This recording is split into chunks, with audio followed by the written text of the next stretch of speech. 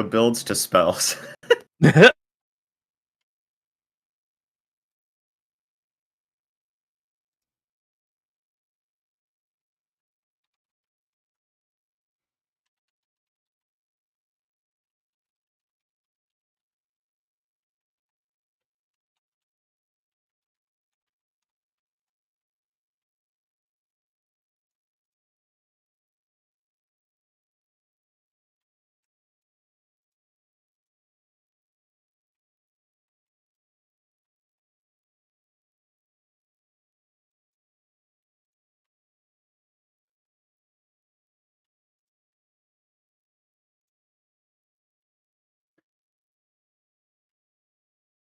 Hello, travelers. Welcome to Lore Spire. We're going to be doing a discussion today on spells, the spells of Wrath of the Righteous. I'm here with Pondoor and Unsung. Let's go ahead and join them. Take it back in time or not. Gotcha. But if I do, I will hop on. Okay. If I do for whatever reason, I'll hop on. Otherwise, I'm trying to think because next week I've got. Hey, what's up, 34 Blackula? Yeah, thank you for joining us there. Definitely appreciate it. It should be an interesting discussion. I'm looking forward to it. Bought season tickets for her birthday. Nice. Yeah, I just need to, because like I'm the shop that I'm taking it to closes at 6, so I gotta like walk up there, hope that they got it done, and then hopefully be able to drive back home.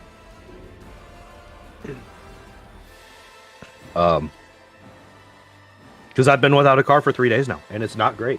I don't appreciate it. Yeah, kind of sucks. Had to do that before. Had to spend a while riding a bicycle to and from work and around town, and yeah, that wasn't great whenever I was younger. I wish I had a bicycle to ride. Yeah, walking. That's actually been a thing that I've been wanting for a while now, but I just can't afford it. Okay. All right, we're gonna get this started. Yeah, I'll start us off here. All right. Welcome in, everyone, from Lore Spire stream, Pondoor Hi. stream, and my stream. I'm UnsungNPC, if you don't know who I am already. We are here at our bi-weekly streamer show, where right now we talk a lot about Pathfinder Wrath of the Righteous. I'm sure eventually we'll get to other games as well. I'm sure once we've all played actual Rogue Trader, we will be able to talk about that eventually as well. But for right now, Wrath of the Righteous. We've been talking about auto builds and companion rankings, and today we are talking about spells. Arcane spells, nature spells, divine spells, all the spells. All the non-mythic spells. Yes. All the non-mythic spells. Yes, we aren't going into the mythic path spells at this point in time.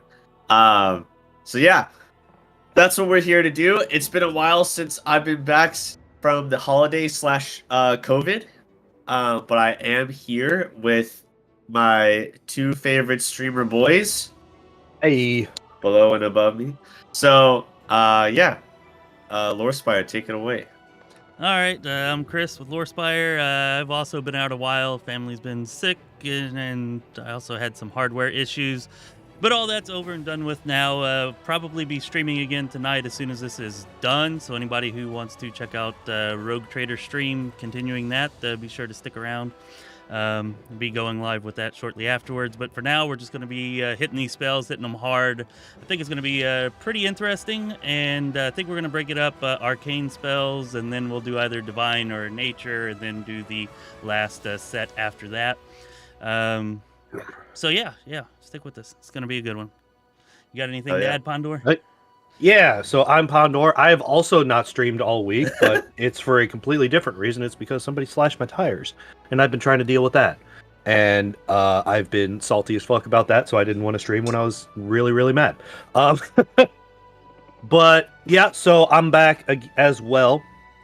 I will not be doing anything after this because I need to get towed into the shop. Which actually I might need to leave early depending on when the tow truck gets here. If you need to leave early, do you want us to not continue without you and just pick it up next time? No. You guys can finish. That's fine. Okay. All right, cool. But yeah, I might need to dip out early depending on when the tow truck gets here. I'm gonna be trying to time it so that doesn't happen. But AAA doesn't allow for future scheduling, so we just kind of have to play it by ear. But yeah, my next stream will be tomorrow, and we'll be doing some Phasmophobias. Oh, I got some good news on Song. Tyler finally got his fucking graphics card potentially, so he might be joining us again tomorrow for the first time in a while. Hell yeah. Hell yeah. This is awesome. Cool. So how are we wanting to like do this exactly? Because I mean, if we go through every single spell, that'll take a while. So I didn't know if we had like a method of like going over spells that we all typically favor, for like arcane classes and then divine classes and whatnot, or how we want to do that. I mean, I thought that we would go at it kind of like level by level, and we could switch off or however y'all want to do that for starting each level, but we can just kind of like name the spells like these are the ones I like, these are the ones that suck, you know, if there's anything. I think that's a great idea. And I we don't think we're trying to go over every spell, single spell. you know, and if somebody else has one that they want to add that they think sucks or is good, or they want to talk about it or whatever, they can chime in as well. Totally. Yeah, if you're in the chats at all and you have opinions on spells that you think are great or ones that you typically use, we love to hear that kind of stuff and figure out what works for everybody. So feel free to chime in. All right, who wants to kick it off? All right, well, level 1.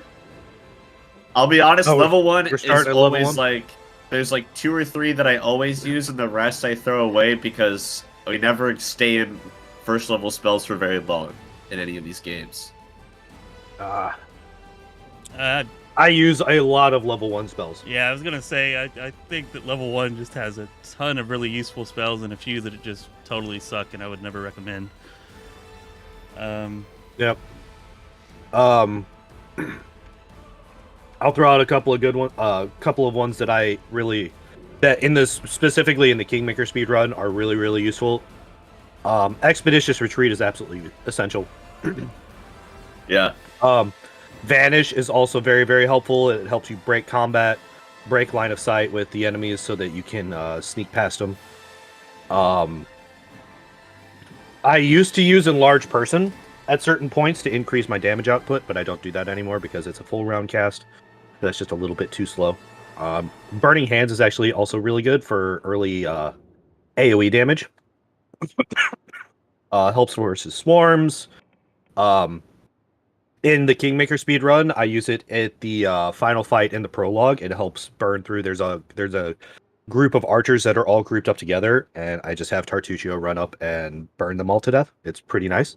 And in Wrath of the Righteous, it is a while before you start fighting demons with fire resistance. So against cultists, Burning Hands is probably one of the best offensive spells, if not the best. I was thinking more for the swarms. Like I definitely use it for the swarms. I haven't really done much against the cultists and whatnot, but I have found there's a couple for the swarms.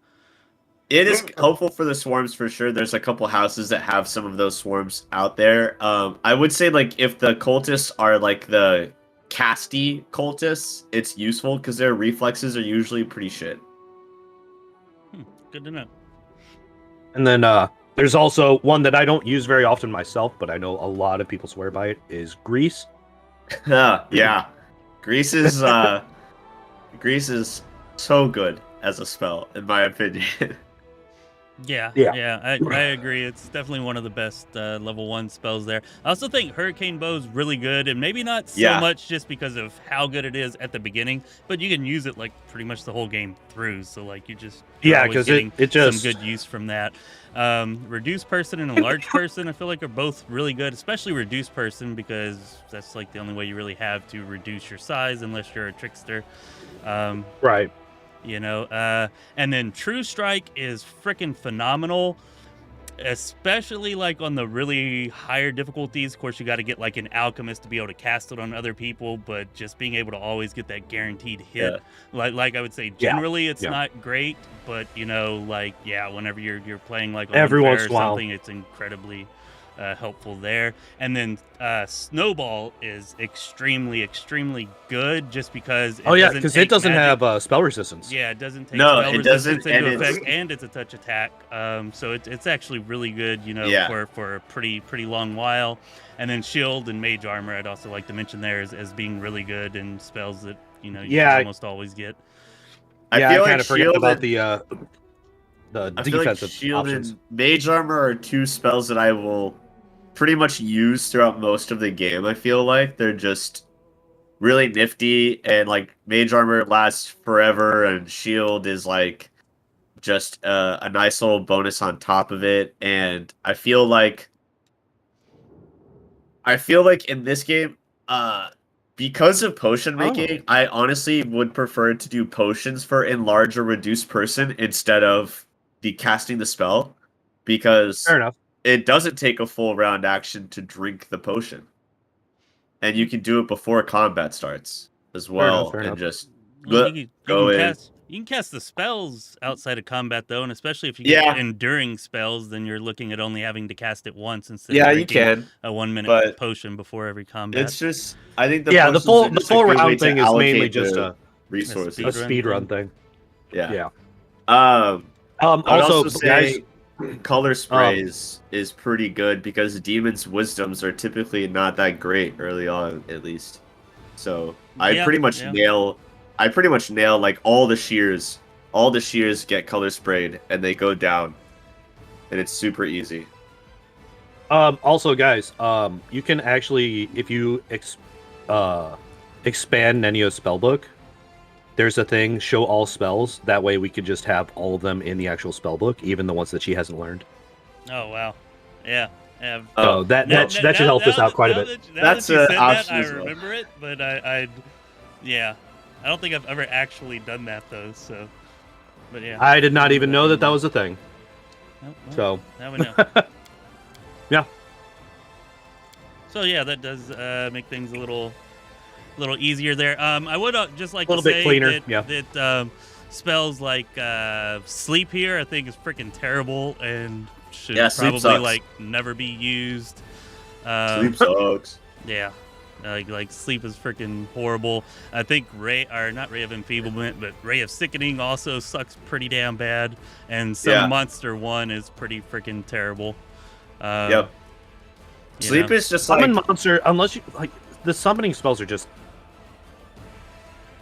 Unless you have a summoning class that gets bonuses to it, it's not worth it, in my opinion. Well, I just feel like Summon Monster 1 is by far the worst of the summoning spells, though, because you can't use it to summon multiple monsters. You're just summoning one really weak monster, and it's only lasting for a turn whenever you first get it, and then 2 turns, and then it's not lasting very long at any time where it might be even semi-useful. You know, it's a spell. It's a whole spell slot to summon a 1-turn decoy. Yeah, exactly. Zins, it's basically our own opinions, is what we're doing here. Yeah. And sleep, just our own opinion. Yeah, sleep is like I got excited about it in Kingmaker, but honestly, like I used it on 2 of the like guards in Kingmaker in the beginning, and it only makes one of them go to sleep.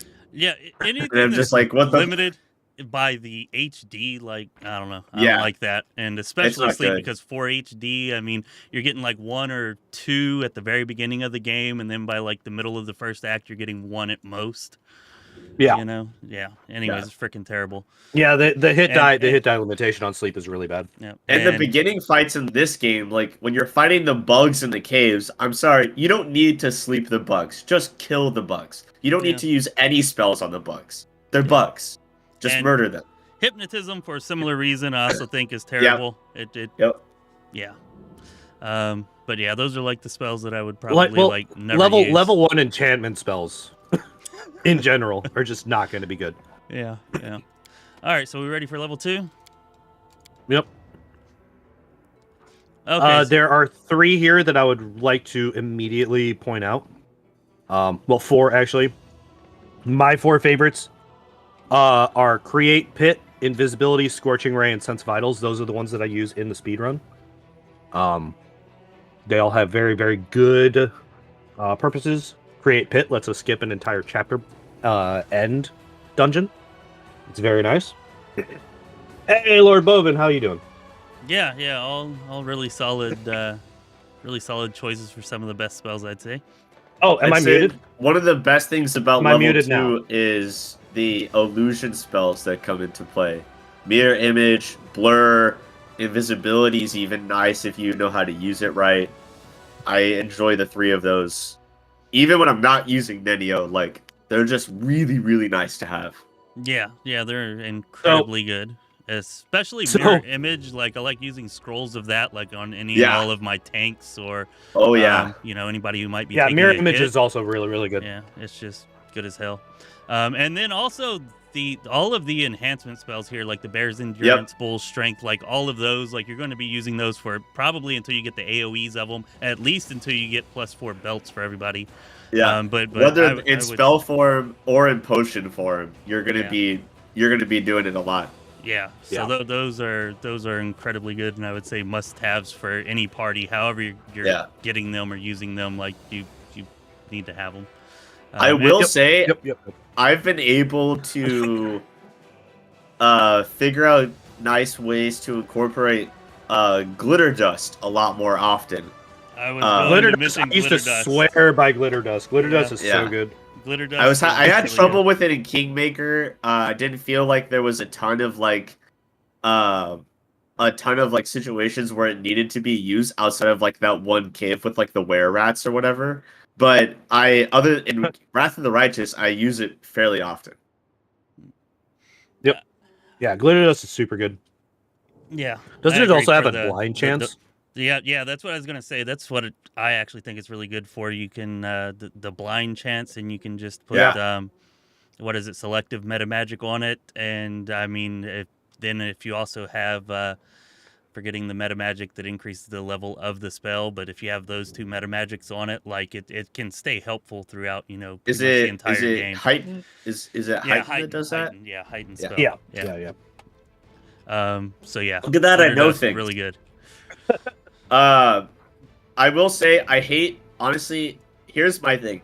Spells like Hideous Laughter, I don't like mind affecting spells that are single target. I think they bother me. I would prefer like Confusion or like AoE mind affecting spells. I don't love single target mind affecting spells. Yeah, I really agree with that. I will say with Hideous Laughter, though, you can do the combo with Best Jokes, and you can like really get some crazy stuff going on there. There is that. So I would accept it as one of the best level 2 spells if you're planning on using it for that. Yeah. Just like in general, outside of that use, though, I would say it's pretty meh at best.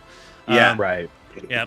Also, protection from alignment communals pretty damn good. We can throw that out there too, especially for the protection from dominate and charm effects, which even I sometimes would forget about, like that it even does that. But that can be really, really helpful at certain points in certain. fights. I didn't actually know it did that.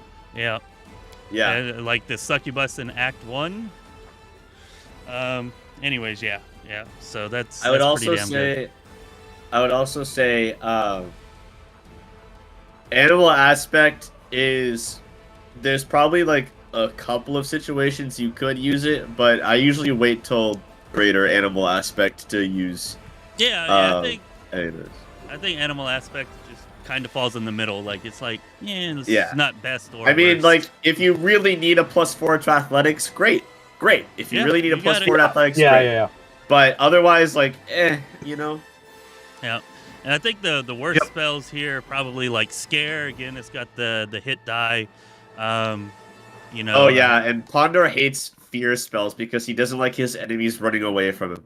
Yeah. Yes, I want to just kill them. Stop running away from me, damn it. Let me stab you. Totally get that. I think that it's probably definitely the worst spell here. That Command Undead's pretty bad, but I would never use Scare. I guess pretty much everything else here has at least some situational use.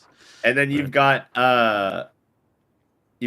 Pernicious Poison, which is like it's a touch spell. Oh, is that here on level 2 too? Yeah, pernicious poison freaking sucks. Let's put it there. Yeah. Scare. And I actually noticed that I think most of the worst spells or spells that I would put in the worst column are probably going to be necromancy spells. Necromancy gets freaking shafted in this game. The poison stuff. I've tried to make a character that like goes all out on like poison spells and stuff, and it's. I tried to make impossible in Ember this that. I tried to do that with Ember my first playthrough. It just doesn't work. I might. Demons don't give a fuck about poison. Yeah, they don't. Yeah. I might actually put they Bone really Shaker don't. in one of the better spell columns though, just because it's guaranteed damage. Like whenever you're playing on like hard or unfair, like guaranteed damage is. Oh yeah, is Bone nice Shaker to and Bone have. Shatter. Yeah. I use them a lot. Yeah. Yeah. All right, That's used to. really good for the guaranteed damage. I'm honestly surprised that for the most part, the three of us are like in agreement on like all of these spells. Yeah, we've not been in very much agreement in previous. There is a very large disparity between the good spells and the bad spells, I feel. There is. Yeah, for sure. Like, the good spells are very good. The bad spells are really shit.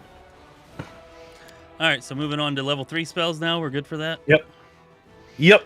All right, so yeah, I'd say like the best ones here, definitely like displacement, haste, heroism, greater magic weapon. I would say that though, I guess you could say stinking cloud. I was going to say stinking cloud can be situational. I think it's pretty bad in Wrath of the Righteous, but I mean, I guess whenever you're not facing demons, it could still be pretty helpful. I've not really used it at all in Wrath of the Righteous. I used it a ton in Kingmaker though. Which spell? Stinking cloud. Oh yeah. Yeah, I feel like in this game with the demons, it's a little bit tricky, but if you do run into just cultists, I feel like it'll work out. Yeah, it could definitely work there. It's just those fights are usually easy already, so... Yeah, because they're cultists. Yeah, exactly. Yeah. But yeah, I feel like those are kind of the best ones that are... Oh, resist energy communal. Freaking imperative. Imperative. And yes. Dispel magic is pretty damn good, too. I've done really good Dispel magic builds. Yeah. Well, I mostly use greater Dispel magic, but I find Dispel magic can be pretty useful for like ground-based effects. Like yeah, I was about to say greater not as much spell for you can't single do target. Yeah. I've actually used See Invisibility communal a lot. There's a lot of invisible demons running around. I guess that's fair. Like I feel like especially in Dresden, it was useful to me. I used to use Rage in the speedrun. Oh yeah, for the final boss fight, I used to use Rage. I don't know if anyone knows this. Jake is asking if Battering Blast works with Zippy magic. I believe so. It's a. I'm not sure. It should. I mean, because I don't think Zippy magic says raise. I think it says range touch attacks. There you go. Yeah, it's not technically a ray, right? Like you guys mentioned, haste, spell descriptors, displacement. Force. I also like heroism's a great spell. I guess this also is an array. Oh, hey, Lord Bovin. Sorry, I got caught up in things, and yeah, what's up? And yeah, about hideous laughter. I think that definitely made sense. There, 34 Blackula. Person and make sure they can't cash it on me for a good chunk of the combat. Yeah. I tend not to play on difficulties high enough where CC is super necessary. True, I guess. Outside of boss fights. Protection from arrows. Where I just CC the boss. Protection from arrows communals kind of great, but I feel like a lot of they get to magic ranged weapons pretty quickly in this game, so it becomes useless a lot earlier on than it does in Kingmaker. Although, wait, do they though? Yeah, I don't know. I mean, there's a lot of end game enemies that are still using masterwork weaponry. Yeah, because I know that like I'll use it and I still get pelted and blasted. I feel like, but do they cheat? Do they cheat where when they're using it, it's magic, but as soon as they drop it, it's not? Because in Kingmaker, maybe. You can use this like this is like essential for the Goblin Fort, the Goblin Compound or whatever. Like the goblins will just shoot arrows and arrows and arrows and arrows, and you just prop on protection from arrows, and you don't have to. You'll never get hit by anything. No, just dimension door up the cliff and then just go. Oh my god, get your speedrun bullshit out of here. Just cheat, snipe the That's all you shaman gotta with do is cheat. Sense Vital Scorching Yeah, Ray. yeah. It's not cheating. It's not cheating. It's literally just using the spell. Matthias says you can find cultists with magic bows as early as the Great Garrison in higher difficulties. Right. But like the point that I'm making though is like there's a lot of endgame enemies that will drop masterwork weaponry.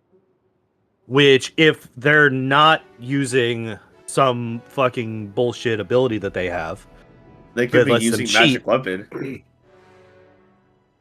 Yeah, But they're like I don't think they're enemies like actually not drop the magic weapons using. that they're using. I don't think. That's what I'm saying. I feel like the game is a little bit cheaty in that aspect. And, Probably. Yeah, for sure.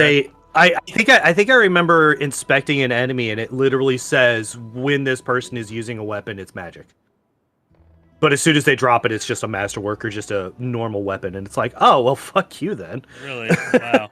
That's kind of a slap in the face. If yeah. I think that's actually a Kingmaker enemy. The more that I think about it, I think it's one of the Wild Hunt enemies. Because their bows were always just normal or masterwork. They were not magic at all.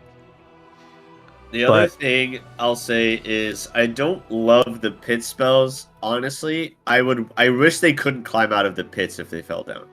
Yeah. I wish they had to stay in the pit the whole time. I don't like the pit spells too much either. It sounds like they're pretty useful for speed running from what Pondoor had to say, but I never use the pit spells. Yeah, I'll just let you skip Mordecai's tomb. They don't stay in the pits long enough for it to be like effective for me. Yeah, and I find also that the edges of the pits don't seem to be well defined. Like it can seem like you're far enough away from the pit that they're not at all well defined. And then you'll just fall in there for what the frick ever reason, even though you seem to be several yards away. That's another reason why I don't like to use them there. I suppose you can always throw selective meta magic on them though, I guess. True, but but yeah, I don't much like the pit spells, and I think that like blink and is pretty freaking terrible. It's not great. Yeah. No, blink sucks. I think if we haven't yet, I think we need to talk about Fireball versus Lightning Bolt. Oh my gosh. Fireball's you better. Your Fireball.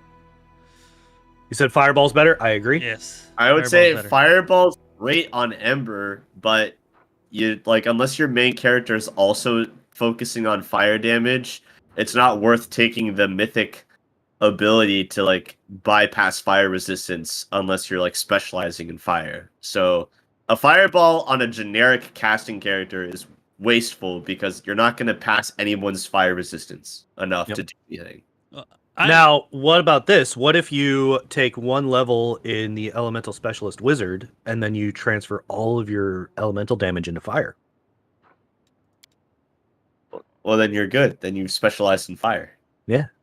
I don't know. I think that's fine. And then you can have a fire lightning bolt. And that goes... Hey, I would also like to point out another reason why Fireball's really good. You can actually cast it through walls. So you can cast it even though there's a wall between you and another area, you can actually cast it through the wall. The game will let you to pull enemies, which is how I would usually pull Playful Darkness. Is it acting like you're lobbing the fireball over it? You just shoot it like normal. I don't know So if that's... I actually didn't know that. So you're a cheater. Yes, absolutely. Yes, join me. Join me on the cheaty side. Oh my god. That's also another use for Fireball, but just generally speaking, I think Fire's better. However, if you're going to take the Ascendant element, then I actually kind of prefer Lightning if you're doing that, just because I think Lightning's cooler. I do too. I do as well. And the natural lightning spells don't go through spell resistance. Any spell that's there's spells that are natural. Oh, you mean Lightning Storm? Yeah, Lightning Storm and stuff like that doesn't have spell resistance. I don't like Lightning Storm, but okay. I was about to say, yeah, the fact that isn't it a standard action every round to use it again? Yeah, that's why I don't like it. Just saying. It is Nice. a point to be made. It is a point to be made. Also, we can't learn that spell, I don't think. Yeah, I think that's true. Unless it's like a level 4. Oh, yeah, Matthias makes a good point. Typically, in the way that the tabletop works, Fireball's not a projectile. It's like, a explosion that happens at a certain coordinate. well, then there you go. No, don't you throw out like a little tiny little ball, No. and then It's it gets not a there and then it It's explodes? not a. I don't think it's a. Matthias is saying it's not a projectile. I'm gonna double check that, but I think he's right. All right. Well, I thought it was definitely like a little like pea-sized thing that you shoot out, and then it explodes when it gets to its target. Do. I don't know. Oh. Makes sense to me, I guess, that it would just kind of be. No, that should be conjuration then. I don't know. No, it generates an explosion. Huh, You okay. point your finger and determine where it's gonna happen, and then it bursts. Huh, okay. Oh, that's awesome. I'm glad that you appreciate that, Lord Bovin. It's actually just the background music for the game. But yeah, I think it's pretty good. Well, then I'll be taking my apology now, then, Unsung. I'm sorry, you're not a cheater. You're a good player, Lore. I apologize. All right. Thank you. I appreciate that. I own my cheatiness. I own it. It is mine. All right, Nobody how do I can kick take it from Pondoor me. out of the call.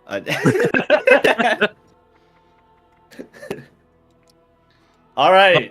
Are we Level done with 4? level 3s? Yeah, level 4. Some of my favorite spells. I love Confusion. I love Rainbow Pattern. Dimension Door's the best spell. Dimension Door's the best spell. Dimension Door is good. Yes, I yes, agree. yes. Dimension Door is the best spell. I've said that 300 times during my streams, and I'll probably say it 300 more.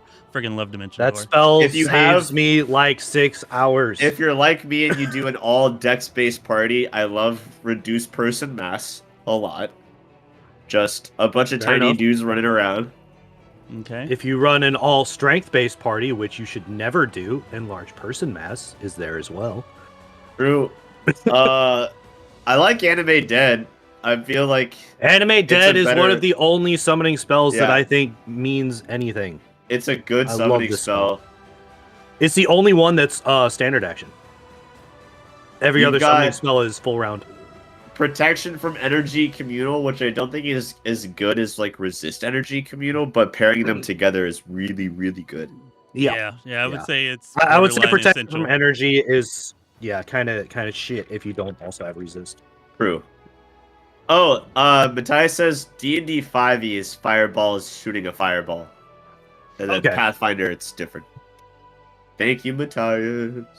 I was gonna say I know I didn't just pull that out of my ass. I know I heard or read that somewhere. There's Stone Skin, but I think Stone Skin's actually okay before it gets to communal because you're pretty much only gonna put it on like your tank anyway. Your tank, yeah, your frontliner. But I do prefer Stone Skin communal. It's just so good. Yep, it's pretty nice. Pretty nice. There's a lot of good spells at 4th level. I feel like. Remove curse is good. I like animal Helps aspect get greater. rid of, I like greater invisibility.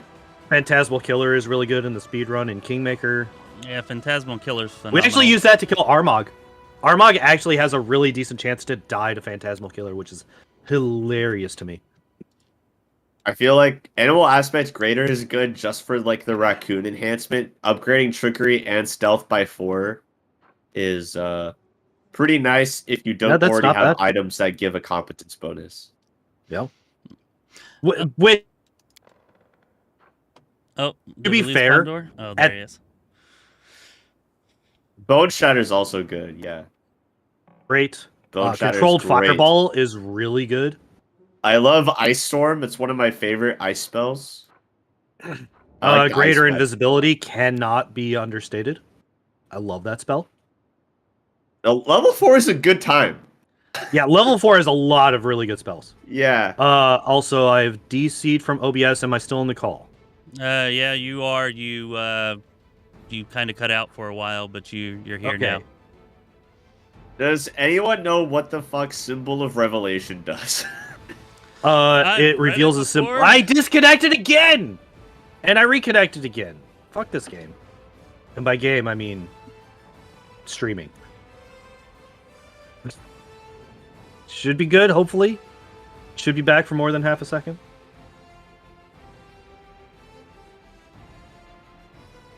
Are we stable? I mean, mentally, no, but Looks like physically... it just puts Fairy Fire on whoever activates it, and they have to have one of these effects or subtypes to activate it.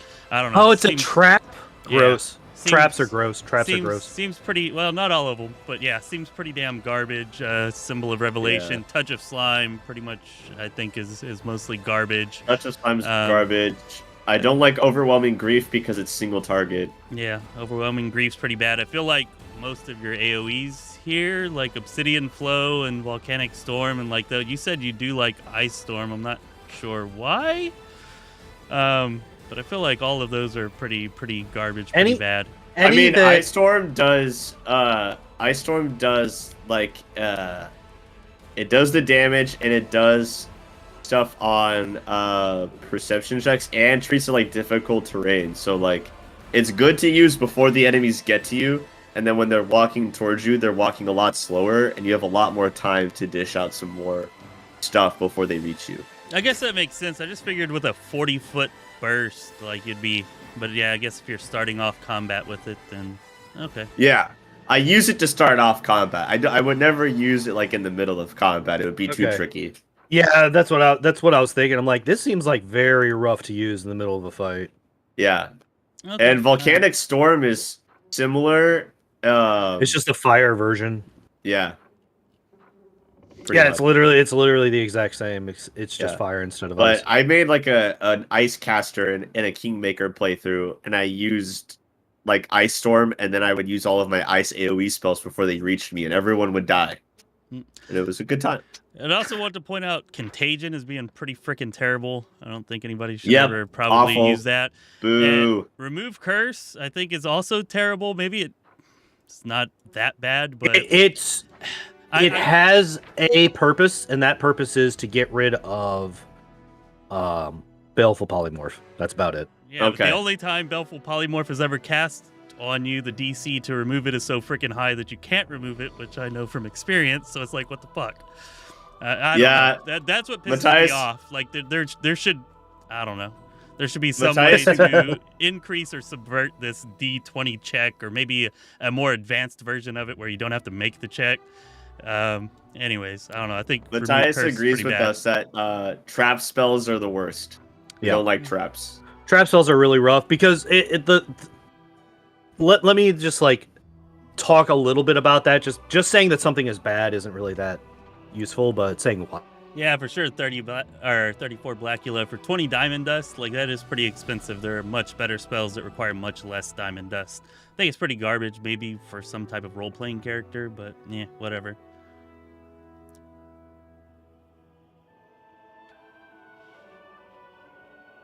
And yeah, what you said there, Lord Bovin, definitely vindicates me as a cheater, so appreciate that too.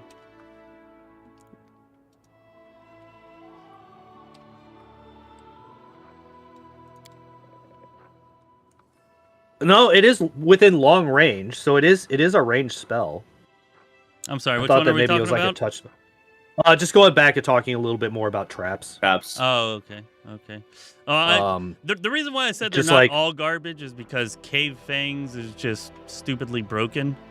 So yeah, and it's technically a trap spell. So aside from that one, I'd say they're pretty much all garbage. Here, looking at level 4 spells, though, I don't think anybody mentioned Innervation, and I've actually had some battles, especially in the roguelike DLC that we were most recently playing, where Innervation really saved our asses and prevented a wipe against some of those bosses in the early goings. So I don't know. I think Innervation is pretty damn good. I killed the Lenorm in the cave early game in Kingmaker with Innervation. All right, so there you go. Innervation's pretty damn good. I'd put it as one of the better spells here at level 4. Sure. There's also an Innervation trap in the Kingmaker speedrun that just has a 25% chance of killing you and ending the run. Nice. And there's nothing you can do about it except just roll that 75. All right. You can't like cast a summon to activate the trap, and then like the summon just activates it, so you don't have to possibly die. I don't think so, but even if you do, that's still time lost. Yeah. And the route is like the timing at this point is pretty tight, so that you don't really have that kind of time to use. Yeah. Okay. You just have to hope. You just have to run through and pray. All right, so I guess we're on to level 5. Now I will say in level 5, I like the necromancy spells available. Waves and Fatigue and Racking Ray are 2 of my favorite necromancy spells in the game. Vampiric Shadow Shield is a good one to put on your tanks. Yeah. The kind of mid-level necromancy spells do get pretty decent, like pretty usable, like Innervation, Waves of Fatigue, Racking Ray, but the early ones are total garbage. True. And then I feel like the late ones are not very good either, at least not for these spell levels I would they agree. require.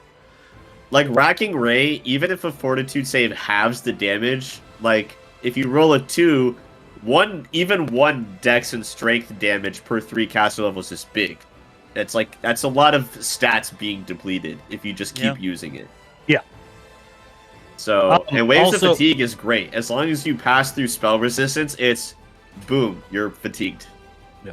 I would like to amend a statement that I made earlier when I was talking about remove curse. I was actually thinking of break enchantment here. Oh yeah, break enchantment. I also hate break enchantment is just a much better remove curse because you get that extra plus 15. Yeah, but the problem with that is it also removes your own buffs, which is what I don't like about it. Also, using break enchantment, I was not able to remove Baleful Polymorph with it either. As you can tell, I'm a little bit bitter about that damn Baleful Polymorph, but yeah, it also didn't work for that. We've got Stone Skin Communal, which is one of my favorite buffs in the whole game. Stone Skin I Communal don't use it that often. Great, for sure. I don't know. I feel like the very best spells here, though, are like Animal Growth, Dismissal. Animal Growth is good. Yeah. Baleful Polymorph. Baleful Polymorph. Sure. Baleful Polymorph. No, Baleful Polymorph's only good for the enemies. Damn it. That's what do you mean it's only good? That's what you use it on, is on the enemies. Yeah. I mean, when they use it against you, there's some spells that I don't know. That's how I feel about it. I am talking from a very specific mindset. We use this to turn the final boss of Kingmaker into a puppy dog, and then we bludgeon it to death with a great axe. Okay, so and a bunch of zombies. Baleful Polymorph is freaking awesome on the final boss of Kingmaker. Then I don't think it has much use outside of that, or at least not much good use. You can use it on other enemies and stuff, but I mean, yeah, I don't know. I like Feeble Mind. It literally is just a death, but slightly delayed. I like Feeble Mind just for the rest using of the it on a backline caster and just making the caster useless. I always do that. It is a will save, though, and most casters are going to have decent will saves. But they take a -4 penalty if they are a caster. That with arcane spells. Of arcane specifically. Yeah. Which I guess most casters. Which is what I'm more worried about. Like, I don't really care about enemy clerics, to be honest. Fair enough. Okay, so I guess those are... I mean, Mind Fog is also really good. To be honest, I hardly ever use it because I don't really ever play with enchanters, but I've seen other people use it to great effect. So Mind Fog's pretty damn good, and Phantasmal Web can be pretty damn good, too, with an illusionist. Icy Prison. Really good single target CC. Even if they fail to save, they're still slowed, and they take the consistent damage. There's also Cloud Kill and Cone of Cold. Yep. Cone of Cold's great. Constricting Coils, is literally hold a monster with damage. Yeah. We're getting to the point where there's a lot of good spells. Yeah. There's also some terrible ones here too, though. Maybe we should mention those, like Shadow Evocation. Yeah. Does anybody I don't like any of the shadow spells. I hate the shadow spells. They're shadow so spells bad. are garbage. Yeah, I agree. Like I thought they should be good, like with an illusionist, and then you pick up the mythic ability that increases their effectiveness by 20%, even if they're resisted. And it's like with all this utility or versatility that they have, like it's got to be good, right? No, it's not. It sucks. No, it's not. They're bad. Yeah, they're always bad. Yeah, they're not good. Also, Life Bubble. Anybody have any reason to use Life Bubble that you can think of? Like, I lay forget poison that it communal, exists. you're done. Exactly. So, I mean, Life Bubble, pretty freaking terrible. I don't know. I don't like very much like a hold monster, dominate person, or like these single target spells that are I don't just either. knocking out one enemy. So yeah, I feel like those are all pretty trash. Agreed. Yeah, Cecilia says that the shadow spells can be decent on a DC illusionist. I guess that's where I tried them, and I thought that they would be, but I mean, you're still with the DC. I mean, at the very best, you're getting the same amount of damage that you would normally get if you just pick the evocation spell. Like, just pick the evocation spell of the same level. Actually, I think it has to be one level lower, right? So for this, like, because this one is Fireball, spell, Lightning right? Bolt, Shout, Volcanic Storm, or Ice Storm. So it's level 3 and level 4 spells. Yeah, so you for could just use like a level 5 evocation spell, and as long as you have Ascendant Element for it. I mean, I guess if you don't have Ascendant Element, then that does allow you to pick an element that they're not. I just feel like, yeah. He is agreeing that Shadow Evocation is bad. She is agreeing on that one. Okay. So this Shadow spell, we'll look at the other ones as we go up. But yeah, this one right here is trash. I actually think Fire Snake's Genie really kind good, has real quick, just because it's in a line. Wait a minute. Did they change this? I swear it used to not affect your own characters, and now it shows that it does. No, it did. It always did. Really? Well, maybe. Yeah, because I avoided taking it because of that reason. There's definitely some line spell that does not. I thought it was Fire Snake. Maybe I don't know. I'll have to look and see. Okay, never mind. It's always affected your guys. Fire Snake. Genie kind is pretty broken because you can cast it multiple times and it stacks on itself. Yeah, I've heard that. Or didn't they take away its ability to proc? I don't remember what that mythic ability is, but yeah, I know which one you're talking about. They did take that away. I've never really used it anyways, but it did seem seriously broken with that. Fire Snake does not ignore allies, Cecilia. It's all creatures along a 50-foot line, unless this is bugged. I swear, and the description is incorrect. No, I swear it used to not affect allies, and maybe they like fixed the bug. Maybe that was the bug, because I would always use it for that reason, which is why I thought that. But anyways, it's neither here nor there. I feel like echolocation is pretty trash. Yep. Yes. just get see invisibility. There you go. It's a level 2 or 3 spell. Does the same thing. Ugh. All right. So anything else to say about the level 5s? I think I'm pretty much tapped out on here. Yeah, that's good. That's good. Level 6 is one of my favorite levels. It does have a ton of really good spells in it. I'm gonna start off. So good. I want to start off by saying that I always make Aaron take Serenity, and I spam that like constantly until it affects all of the enemies, because it's just extra damage when they try to hurt you. It's just so easy. It's just a little extra damage if it works. So Serenity is one of my favorites. I did not actually know take a lot of spell that this slots spell was to a do thing. that. Yeah, I mean, No, I would have called it one of the more terrible spells here. Why? I mean, how many spell slots are you using to do that? I only use it like once or twice, and then it eventually affects everyone. His DC is ridiculous because he has like everything in charisma, so he pretty much makes it to where people like fail their will saves. And most enemies don't have good will anyway. Okay, all right. Well, maybe I'll have to try that sometime.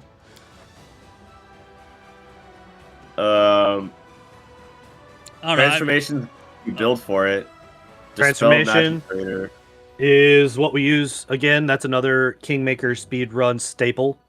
Heroism Greater is great. Yep. Phantasmal Putrefaction is a good one. Enemy only AoE. Hellfire Ray is pretty great. True. I like Sirocco because even if they fail the save and take half damage, they still get fatigued. Because they get fatigued to take any damage at all. Sirocco's pretty terrifying. But all the mass buffs. Yeah, I was gonna say Chain Lightning's really good. I think the mass buffs, along with Hellfire Ray and Dispel Magic, are definitely and Heroism Greater. Like those are like the very tip top. Of this tier, and I guess Stone to Flesh too, just because that can end your run if you don't have it in certain areas. Are there petrifying things in this game? I don't remember there ever being a petrification thing in this game. There is in Act 4, because I remember us. I don't remember what enemy it was specifically, but I remember us searching around and needing scrolls of Stone to Flesh, and we couldn't find a vendor that had them, so we couldn't unstone the character. So I know for sure there are in Act 4. Chains of Light is a reflex save, which isn't too bad, and it isn't affected by spell resistance. So that's actually pretty nice that it's not affected by spell resistance. I enjoy Chains of Light a lot. All right, anything here that we think is just truly terrible, like Eye Bite maybe, or I don't really care for Cloak of Dreams. Yeah, Cloak of Dreams. Or Eye Bite, like you said. Yeah, Cloak of Dreams is pretty bad because it's all living creatures within 5 feet of you. If you're casting this on a caster, which personal target, most likely the people near you are going to be your allies. Yeah, Mythic Demons in Act 4 can cast Flesh to Stone. Some of them. Hey, Kristen, you're talking about Life Bubble. I don't think it's an area of effect. But even if it is, I mean, I don't remember ever using this. Because Delay Poison just protects you from all the same things, or what is it that this protects you from that Delay Poison does not? And yeah, it's only I think you're thinking of Delay Poison Communal. I feel like you must be thinking about. This is single target. Delay Poison Communals everybody and protects you against that kind of stuff. All the stinking clouds and cloud kills and that kind of stuff.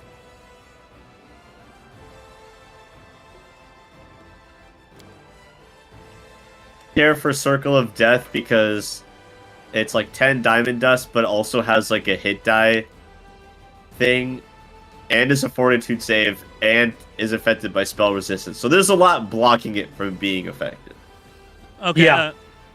Real quick here, Kristen pointed it out to me, and it's probably what they meant earlier. Whenever you read the actual description of Fire Snake, even though the targeting shows that it hits allies, the description says that it only affects enemies, and that's, So I just wanted to throw that out there for anybody who's watching, that just to make sure that everybody understands the spell correctly. It does only hit enemies. Yeah, it does specifically says avoiding allies, even though it says all creatures along the 50 foot. Yeah. So the targeting is just wrong. Yeah, so it's actually really good, because I remember using that against swarms like hella crazy, and not just because I didn't have to worry about hitting allies, and it did more damage than like Fireball and stuff. Weird. Anyways, just wanted to throw that out there, or make sure that we all understood that correctly. No, for sure. Yeah, we mentioned transformation. True Seeing can also be really useful. Yeah, I used that a couple of times again in the speedrunner. Freedom of movement stops paralyze. I do remember being affected by feeble mind sometimes. I don't know how. Maybe you mean mind fog. It protects from mind fog, which maybe it does. I've never been wiped by that. I have had it cast on me a few times there, Kristen. But yeah, paralyzed effects, freedom of movement just pretty much negates those. Yeah. A lot of really good ones, some shitty ones, and a lot of mids. Shitty ones. All right, one other thing here, Tua Tensup and Kristen are also letting me know that there are some enemies in the game that use Mind Fog, and Life Bubble is extremely helpful against them, so maybe it's not as worthless as we said. I'd never used it against them. I do know there are some areas like in the Midnight Fane where they're a bit of a pain when they mind fog you, but apparently Life Bubble will save you from that. So if you're having any troubles with enemy mind fogs people, then Life Bubble could be your answer. That's there. Smart So then. thanks for cluing us in on that, guys. It's not considered a poison. That's a good I thought tip. mind fog was considered a poison effect. That is a good tip. That's why we need you guys chiming in. Yeah, we do not know everything. We are just going off of our experiences. Disclaimer: we are not all knowing. All right, All so level right. 7. Level 7. I love me some Waves of Exhaustion. Second best buff in the game. Legendary True Seeing proportions. Communal's great. Legendary Proportions. Love it. Probably my favorite buff, but second to a buff that we will see later on. Yeah, I think Legendary Proportions, True Seeing, Communal, Banishment. Here at this level, so I think that those 3 spells are really like the tip top. Banishment's great.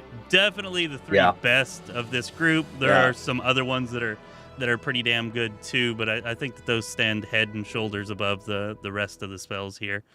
Personally. Walk through space. I've had a good time using that as well. It's very circumstantial, but like teleporting doesn't provoke attacks of opportunity, so it's nice to just get out of the way if you need to. Yeah, fair. I've thought about. I did not know that this spell existed. I'm gonna be honest. I've thought about taking it a lot of time, but I never actually have, just because I've always had so many other like spells at this level that I just felt like were necessary or that I wanted to take or whatever. That's fair. But I've always felt like it would be like a really fun spell to use at least. Yeah. Insanity would be great if it wasn't fucking single target. Yeah. Waves of Exhaustion. I don't know if we've mentioned this one yet. I love Waves of Exhaustion. Yeah. I think that was the first. I was about to say you mentioned Waves of Fatigue earlier, and this one's just better. Yeah. Anything that's just like all you have to do is get through spell resistance and it works. I'm here for it. Ice Body is pretty good. Ice Body is pretty good. It's not bad. Yeah, it's not bad Immune at all. to ability score damage is nice. Yeah, you do get vulnerability to fire, which is a lot of stuff.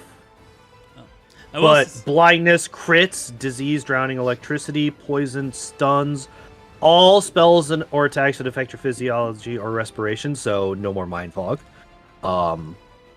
You have no physiology or respiration. Cannot drink, thus can't use potions, so that's a slight downside. I like Joyful Rapture for getting rid of all those crushing despairs that people throw in your parties. Because it happens a lot. I feel like I get crushing despaired all the time, so... Yeah, it does happen a lot, yeah. Just have someone in the back being like, we're happy again.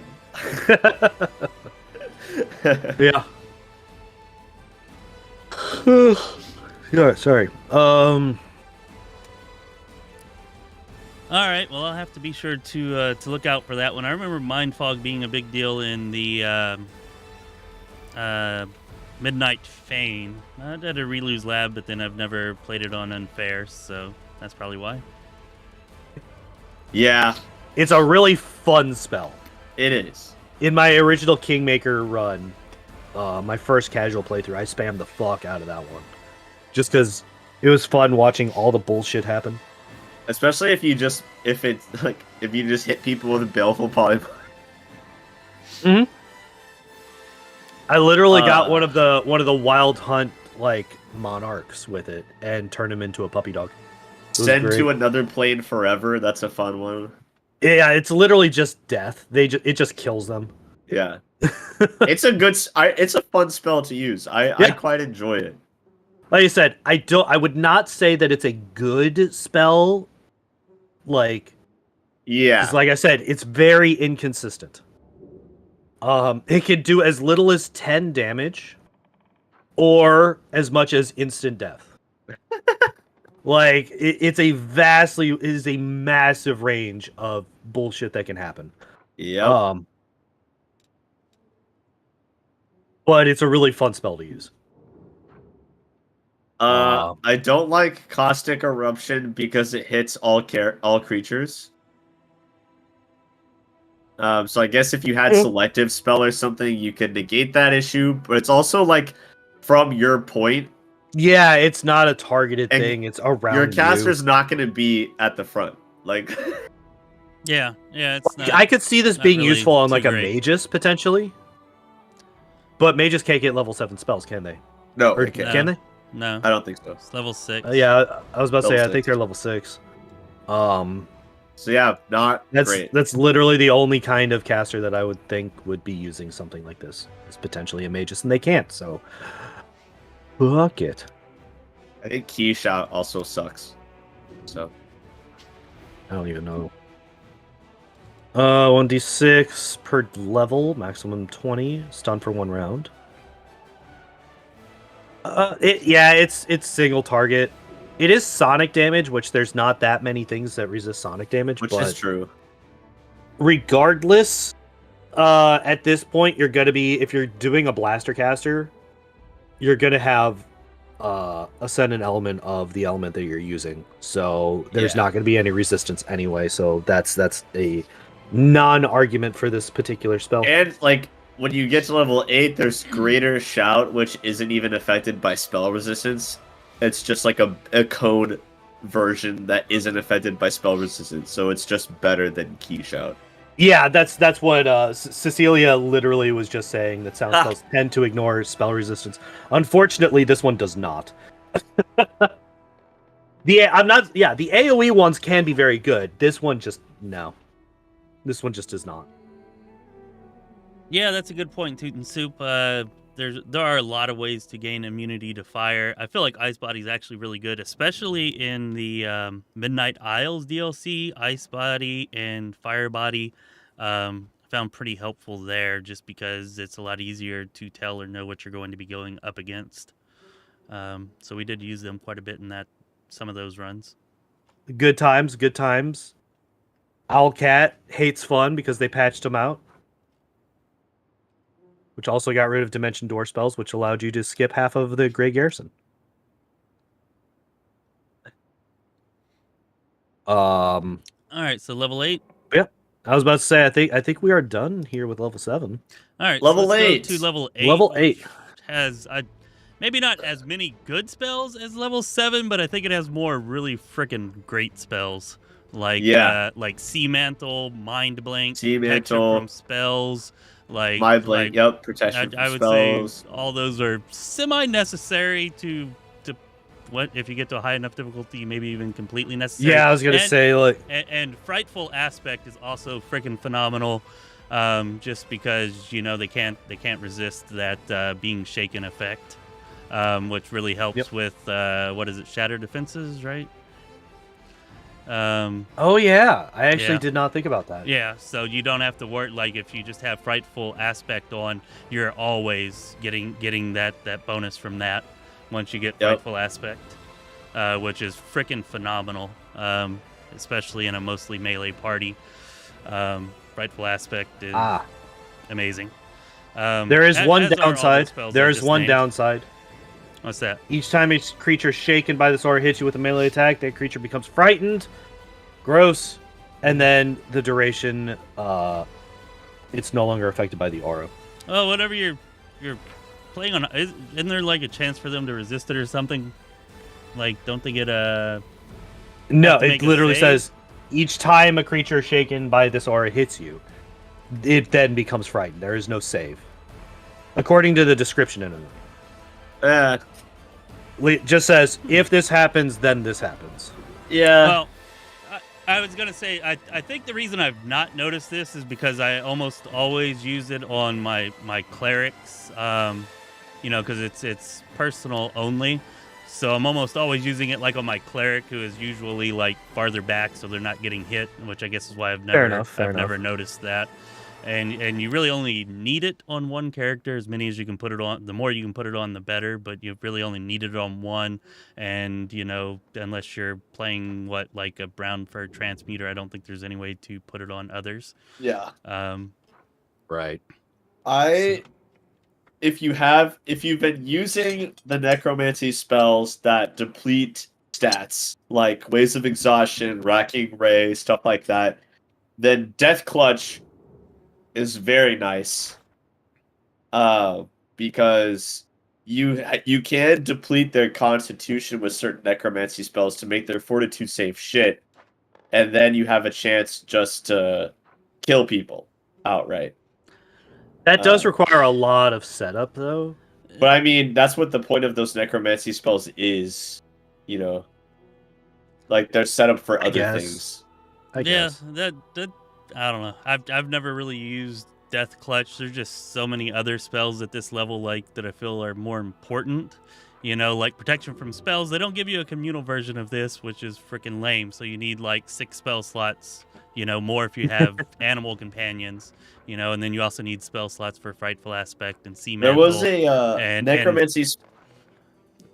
Sorry. No, go on. No, I was saying there's a necromancy spell they put in through the Call of the Wild mod in Kingmaker that I wish made it into the game but didn't, and it was like I forgot what it was called. Maybe Matthias knows or someone else knows, but it's every round like they would become fatigued, then they would become exhausted, and then they would die.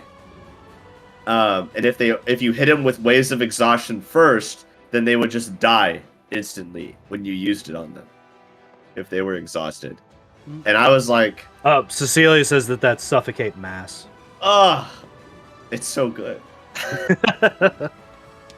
It was one of my favorite things. I made a whole witch character based on that in Kingmaker with the mod, and it was just... You just murdered everybody. Instantaneously. Yeah, I wish I'd looked into some of those Kingmaker mods, because about 75% of my Kingmaker playthroughs or my time spent playing Kingmaker was just trying to make some type of lich style necromancy type character like that would actually work and be good, but I didn't really mess with mods at that time, so I never looked at any of the mods. And with just what they give you in the game, it is incredibly difficult to do. Like it doesn't really work. Like you can get something that's like kind of sort of semi viable on like, you know, normal, and that's about it. Yeah. Yep. Anyways. Okay, I don't think there are any terrible spells here that I'm looking at. Or Polar Ray. Well, I still don't even think that's terrible. Like, yeah, I don't think that any of these are truly terrible. Not truly terrible. Yeah, just I not think the Polar Ray preference. is probably one of the worst ones. Yeah. If I had to say worst here, Polar Ray and Euphoric Tranquility, I think, is pretty damn bad too. I mean, Soul Reaver is a fortitude save and affected by spell resistance and affects everyone. Yeah. So, a spell that we haven't mentioned, Cecilia just brought it up, is Storm Bolts.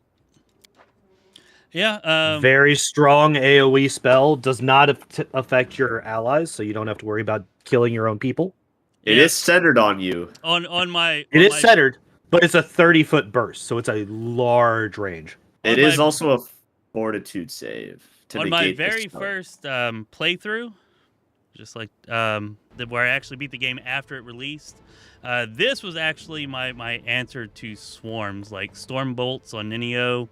I actually used all electric evocation damage spells. And I'm not going to say that it was the best build, but Storm Bolt I did find to be extremely effective, especially against swarms, of course, with Ascendant Element. But yeah, right. I think Storm Bolt, I mean, I don't think it's one of the best spells here, but it's definitely not one of the worst either. Like, I think it's a viable spell, at least from my experience. Yep. I like it a lot. It's really, really good. All right. Yeah. So level 9. Level 9. Best buff in the game right here, Heroic Invocation. I love this spell. It's so Heroic good. Invocation is great. AoE. Mind Blank Communal. Also very, very good. Why is this the best buff in the game? Why? Because it gives you so much damage. Morale bonus is really hard to come by. Actually, I think it... Wait, does it do less than it did in Kingmaker? I mean, a +4 morale bonus to damage is pretty... I mean, that is pretty good, but the +4 morale bonus to your attack, like, that's... You probably... There's a good chance that you already have that effect from something else. You know, so I think maybe both Fear and Charm effects. You're immune to Fear and Charm effects. Maybe it's not as good as I thought it was. Wait. I mean, it's a good buff that I usually use, but I don't think it's one of the best. Yeah.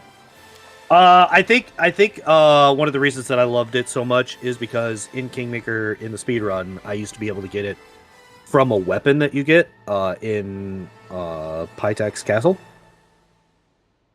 Oh, that's And pretty awesome. it gave me a stuff that I couldn't get otherwise. Cool, sweet. So it's very it was very useful. It's been routed out since because we don't even go there anymore. I like But yeah, I like Foresight. Yeah, Foresight's really good. Yeah. It's an insight bonus to AC, which is great because you probably don't already have that, and it's never flat-footed. right. Yeah, I think the best spell here has got to be though freaking Weird. Like Weird is awesome. It's amazing, and if you've got like an illusionist, like you could pretty much kill entire hordes of enemies. Just one shot them. You can one shot demon lords with this, and just so many enemies in the game. Like if you have a Weird up, you're not going to lose the fight for most fights. There are some enemies like Glabrazoos, I think, that are actually immune to it. And of course undead, but if you take it like on a sorcerer and you have the undead bloodline, which is what I would do with it before, then you can actually affect the undead with it too. Anyways, it's incredibly powerful, and I think it's the best one here. Mind Blank Communal is also freaking amazing. Although I want to say the nerf that didn't they make the Guarded Hearth a resistance buff now? Is that resistant, or I know they changed it? I have no idea. They changed it to resistance as the bonus that it gives, which would of course make Mind Blank Communal not nearly as good, but I'd say still really good. And those, along with Heroic Invocation and Foresight, I think are like the only really great spells here. Cecilia says it's still sacred. No, for Guarded Hearth, I know they. Oh, maybe maybe the saving throw bonus is the same, but the attack bonus or the attack bonus that you get, maybe they changed that to morale. I know that they nerfed it, but maybe they did keep the saving throw bonus the same for it and just nerf the attack part of it. But anyways, yeah, if it's still a sacred bonus, then hell yes, Mind Blank Communal might it be just as good or even better than Weird. I like Overwhelming Presence. It's really easy to build good enchantment wizards. Icy Prison Mass. Icy Prison Mass is good, but I definitely had a fight that I lost because every single person in my party failed their save against Icy Prison Mass and then couldn't get out again. The issue with it is that after the initial, it's a fortitude save to like get out of it. And so it's just like they can almost any demon can just get out of it then. Yeah, right. But even if they do, they're still going to be slowed. They're still going to be taking that consistent damage. There are still residual effects. Even if they're not fully CC'd, they're still going to be really slow. They're still going to be taking constant damage.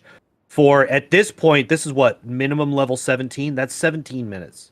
Like, even if you can't deal with the demon at that point, you cast this spell and then you just kite them around forever, and eventually they die. That's true. Tsunami is a fun one. Tsunami is a fun one. No Cecilia brings up a point. Mind Blank Communal does make it so that you cannot be seen through like Thought Sense, True Seeing, See Invisibility. Yeah, as well as the +8 resistance bonus. Yeah, Divination. That is another good point. Yeah, there's let's see.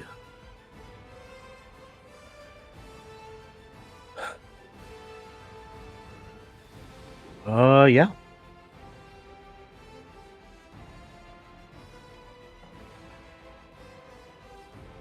Okay. So I guess we're good here on this. I don't think there's anything here that's truly terrible, right? Like that nobody should. Maybe Shades. Shades is pretty bad. Shades is just more. I actually don't know what Shades does.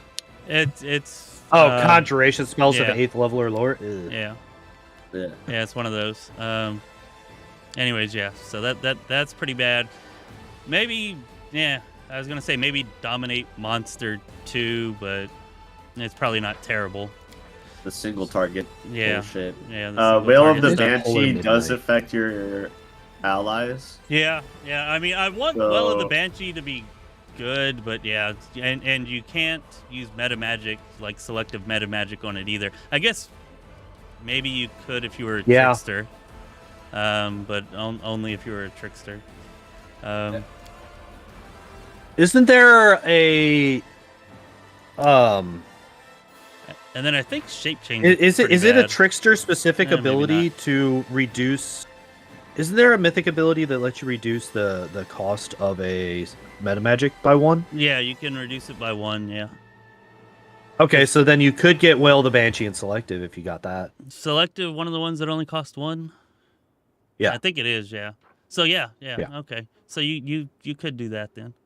You could do Wail of the Banshee selective. It would be a fairly decent investment because you would have to have selective spell, which you may or may not have at this point. Yeah. But you would also need to. That's basically a feat and a mythic ability Yeah. that you would need to dedicate to a single spell, basically. Yeah. Next time we have a Lich playthrough, I gotta try that out. I gotta try that out for sure. I've not done that in previous ones, and that sounds like fun. Seems like fun. Guys, we forgot a very important spell level. 0? Yeah, we didn't talk about the Yeah. The we didn't talk cantrips. about the cantrips. Yeah. Well, all of them besides guidance suck. There you All go. of them besides guidance. I don't think that's true at all, but okay. Yeah, disagree. Yeah. Definitely disagree. Especially since guidance is not an available thing. Stop talking about other classes. Unsung, cheater. The only other one I can think of is also the divine zap. It's also fine, I guess. Divine Zap But- is amazing. I don't like Divine Zap is I don't good. like the ranged attack cantrips. I think they all suck. Daze is really good for early game. Yeah. I was gonna, That's not a ranged attack. I don't think It's Daze close is range. really good, but I think it has some uses. Like I have used it before. It is useful. Daze is in a early game. DC cantrip. I was talking about like a ranged attack cantrips. Well, I was just talking about spells. Yeah. I was not being specific in any way. Because those elemental resistances come up pretty early on, so unless you're fighting just cultists, like they're useless if you don't have the ascended. Well, I mean, element. cultists are the primary enemy that you fight in I chapter don't know. 1. I do like to use the like acid splash ray of frost like in the shield maze and the cave beforehand just to target touch AC instead of having Yeah, because it's touch AC their instead of actual AC with a full. crossbow. But I will Yep. say that I do stop using them, usually after the shield maze. But I do find some use for them there. Also, the Smith spell is freaking amazing, and I'm so glad that they added that. Oh my god, yeah. Just Yeah. And you cast web and you accidentally didn't realize that you needed to walk across it. Well, have Yeah. fun just letting Valerie sit there for the next 12 minutes. yeah. So dismiss spell's pretty amazing. I never really used flare. Maybe it could have some use. It's just that you get that light of the angels at the very beginning, so why not just use that? I guess. Right. Anytime I've wanted to dazzle them, and I've never even tried disrupt undead or touch of fatigue. I do use resistance regularly, just because it's basically free to use. I mean, whenever you set up. Yeah, I was going to say, like, before you have the cloaks, it's just a free +1. Yeah. But anyway. Disrupt undead, if you do come across undead, which I don't think that there are any that are super early. Yeah. It is the highest damage dealing cantrip. Yeah, but It's just 1d6 instead of 1d3. So yeah, it does. I thought it was okay. Yeah, it is even a ranged touch attack. I was thinking for some reason it Yep. was a melee touch attack. So yeah, Nope. maybe in the Pataxian wine cellar or something that might be worth trying. Maybe. But okay, I think we're good here on these. Yep. Pondoor, Yep. how's your time going? I haven't contacted them yet. Yeah, I need to do that very soon though. I feel like this is definitely taking much longer than we had anticipated. And I think we all like to talk Right. too much. I mean, that's kind of the whole point of the show, right? Yeah. It's all good.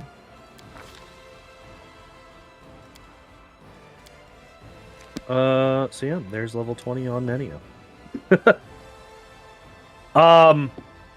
What's my phone at? There it is. It is under napkins. So yeah, I am going to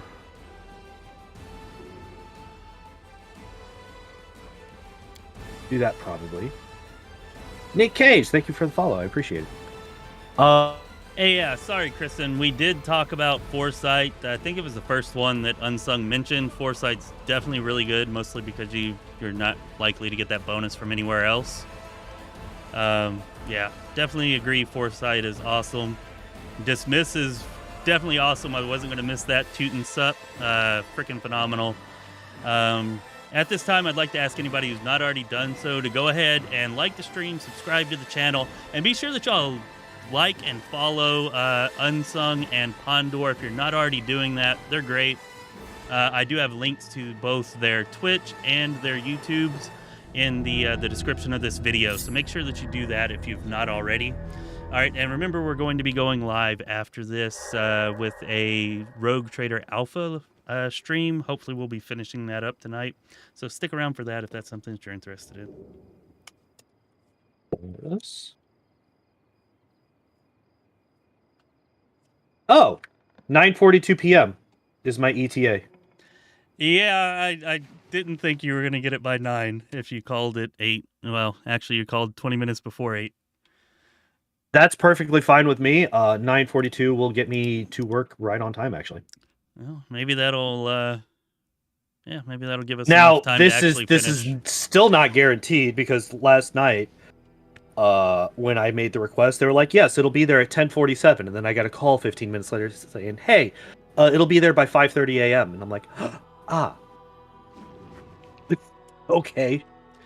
That's actually a good necessary school thing. I didn't realize that. Hadn't remembered that. I'll have to keep that in mind the next time we start a playthrough. Because yeah, getting around spell resistance, especially against those demons and stuff early on, definitely pretty helpful. Although I think the demons actually have a resistance against it, so maybe it wouldn't be as helpful there. Super good. Yeah. Oh, do I have to go through all this crap, this level up to get out of here? Yeah, you just gotta do the thing. Or if you want, you can actually go to respec again, which is what I did. You can just hit Control F10, respec again, and then hit escape whenever you're in character creation, and it'll take that away. I'm almost done. Okay. Which one did we say we're doing next? I went to social. Okay, all right, divine. Divine it is. Divine it is. So question: you said that you liked Divine Zap more than the other cantrips. Why? I think that's definitely the best cantrip. Like, not even close. For me personally, it's because I've won like battles at like level 10, 11 with where I was only able to use Divine Zap to damage the enemies in the Midnight Isles DLC. Yeah, and that's why because it always deals damage. It can't miss. It's okay. It's the guaranteed damage aspect. Yeah. Understood. So, I was just trying. I'm like, it doesn't do more damage than the others. Yeah, It still has the it's same. guaranteed. It never misses. Yeah, it never misses. You know, so I mean, I had a few battles where it's like it took like 50 turns, but you know, I had 3 people just dealing 1 damage a turn, and we actually survived instead of wiping. Fair enough. Yeah, so that's why I think it's by far the best. Also, Virtue is. I also use. Is that the one that gives you 1 hit point? Yeah, I also use that temporary hit point. Just because with bubble buffs, Virtue, Guidance, and Resistance, you know, they're just free and you can put them all on with the same 1 click of a button that you're using everything else to buff. It's just Yeah, so getting to Social's freaking spell list real quick. so that's and then we Take already longer. My God. Does anybody? Oh my god! Does anybody ever use Light?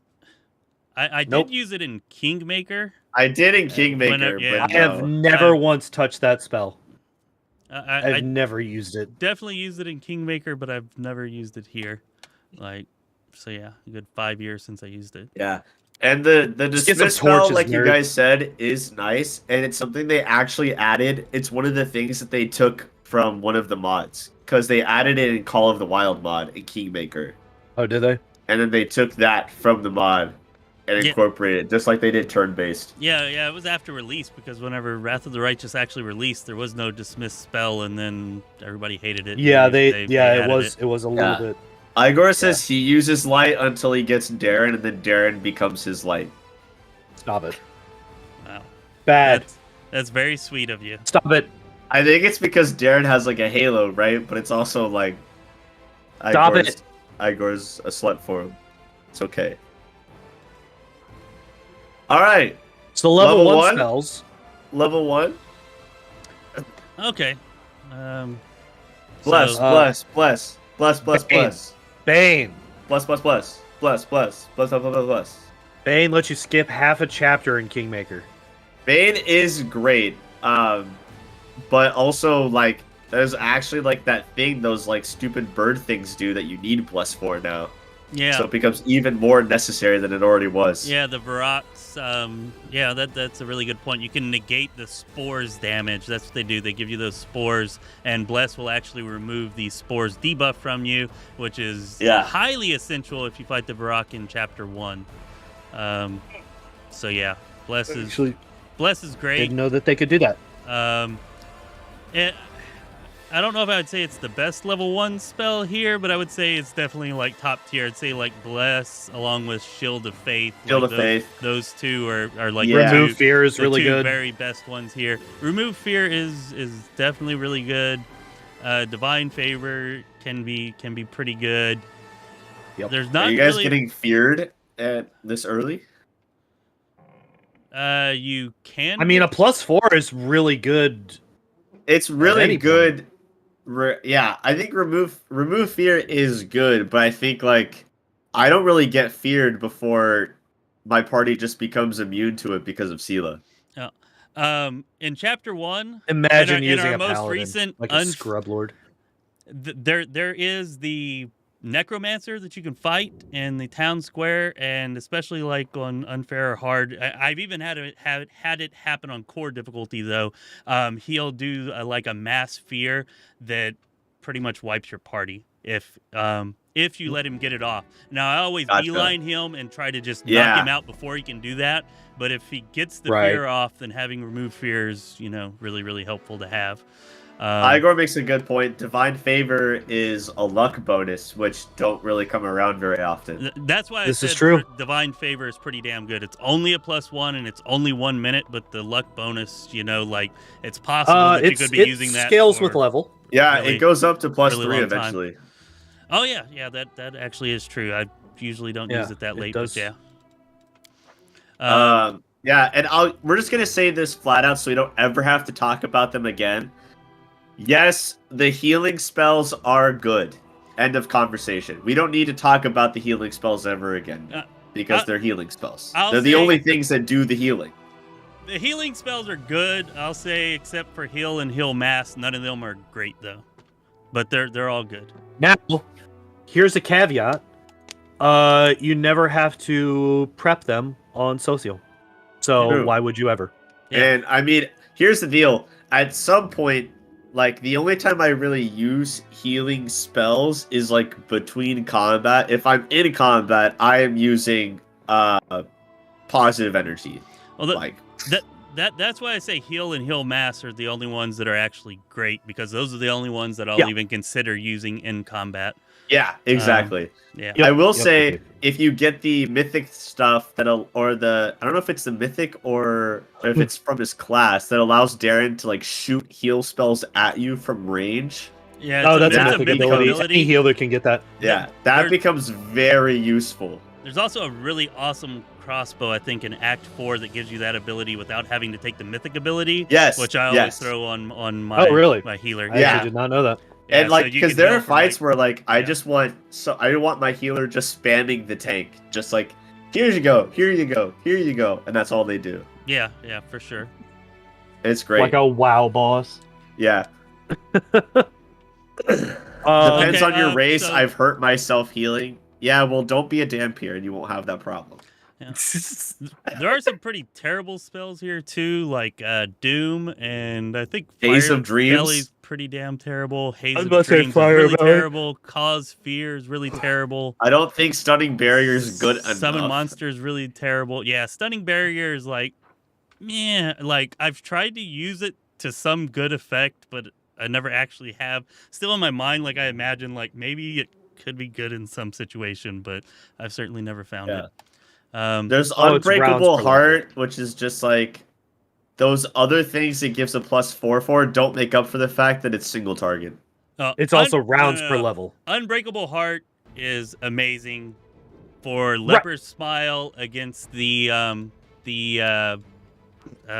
Vescivore enemies and stuff that you fight there, because it will increase your saves against their gibbers or whatever the hell it is that they use, and so I actually find it extremely helpful for that area at least. I could see that. Fair enough. You just need to have enough of them to use them because absolutely, it's and rounds per level. Normally you won't, but in that area, I think it's worth making like using up the spell slots for it in that area, just Making because the effort. there's so many of them. But yeah, and then the rest of the spells here I think are pretty kind of like meh. Also, Inflict Light Wounds I think is also pretty bad, as I think most of the Inflict Wounds spells are.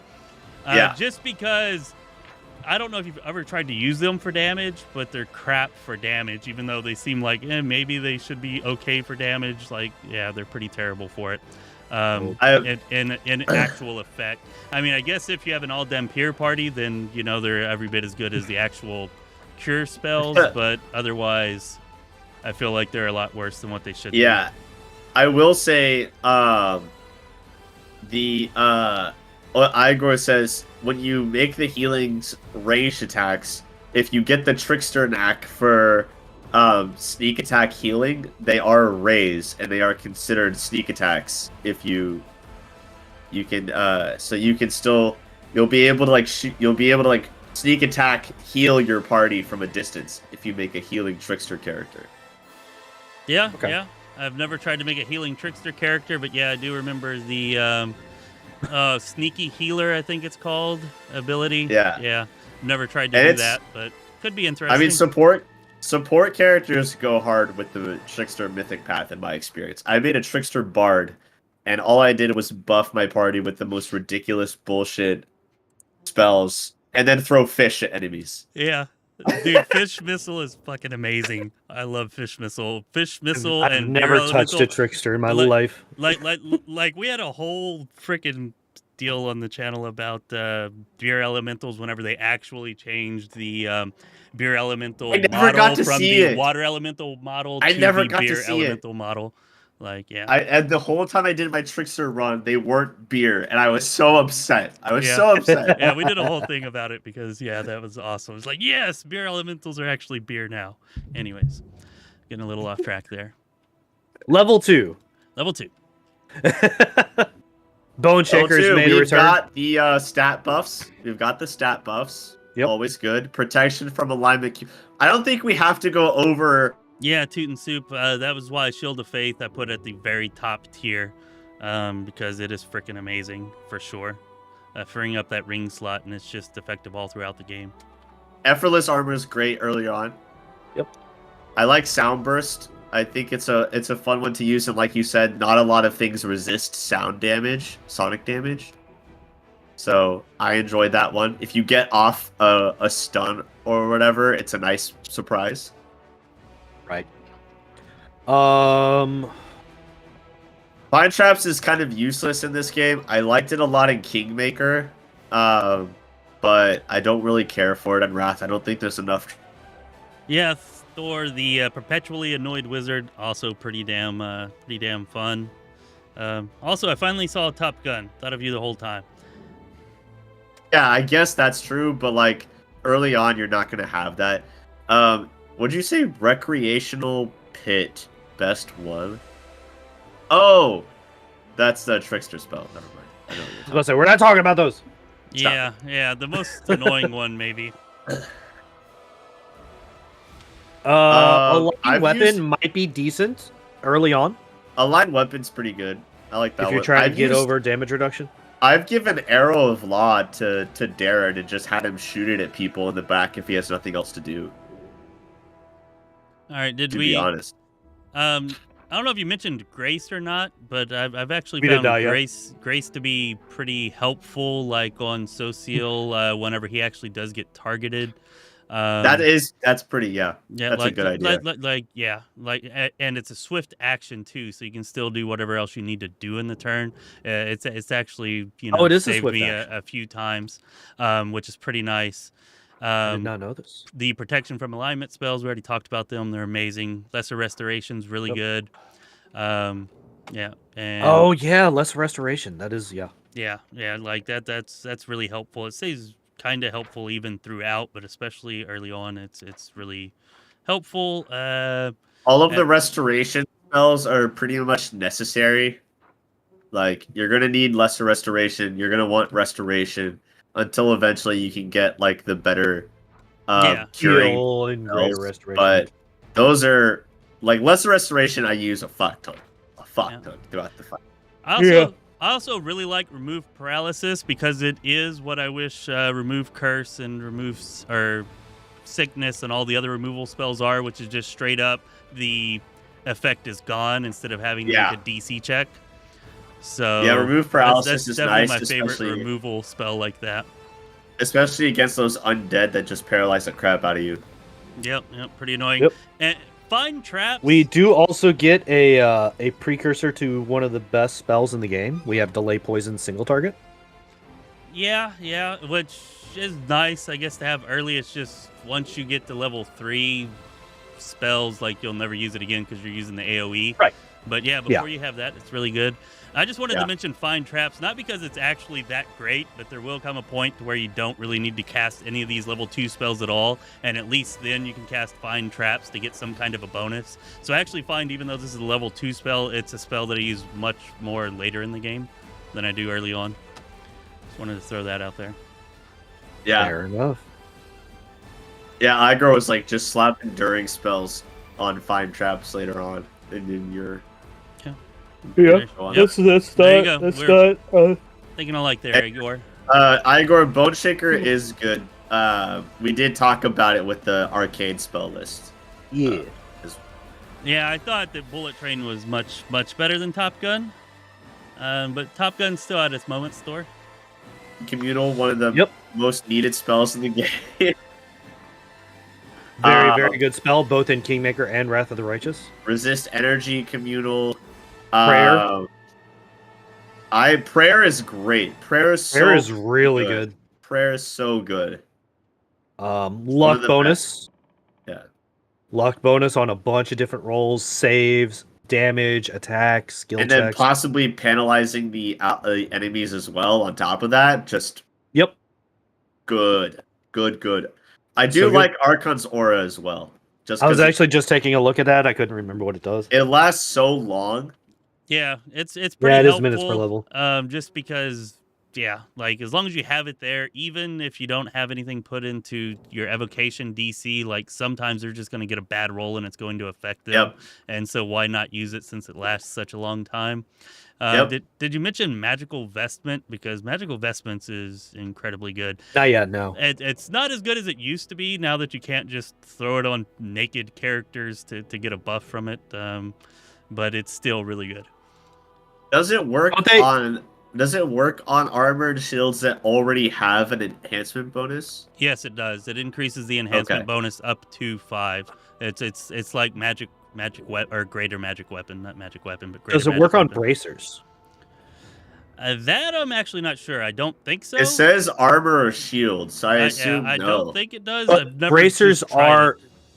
Yeah, I was about to say, but bracers give you an armor bonus, so I'm not sure if it's actually like checking the armor slot or if it's checking if you have an armor bonus. It depends though, right? Because armor and shields are always like an armor bonus, and some bracers are an armor bonus, and some are there's like the bracers that are a lucky bonus. I was speaking specifically about the bracers of armor.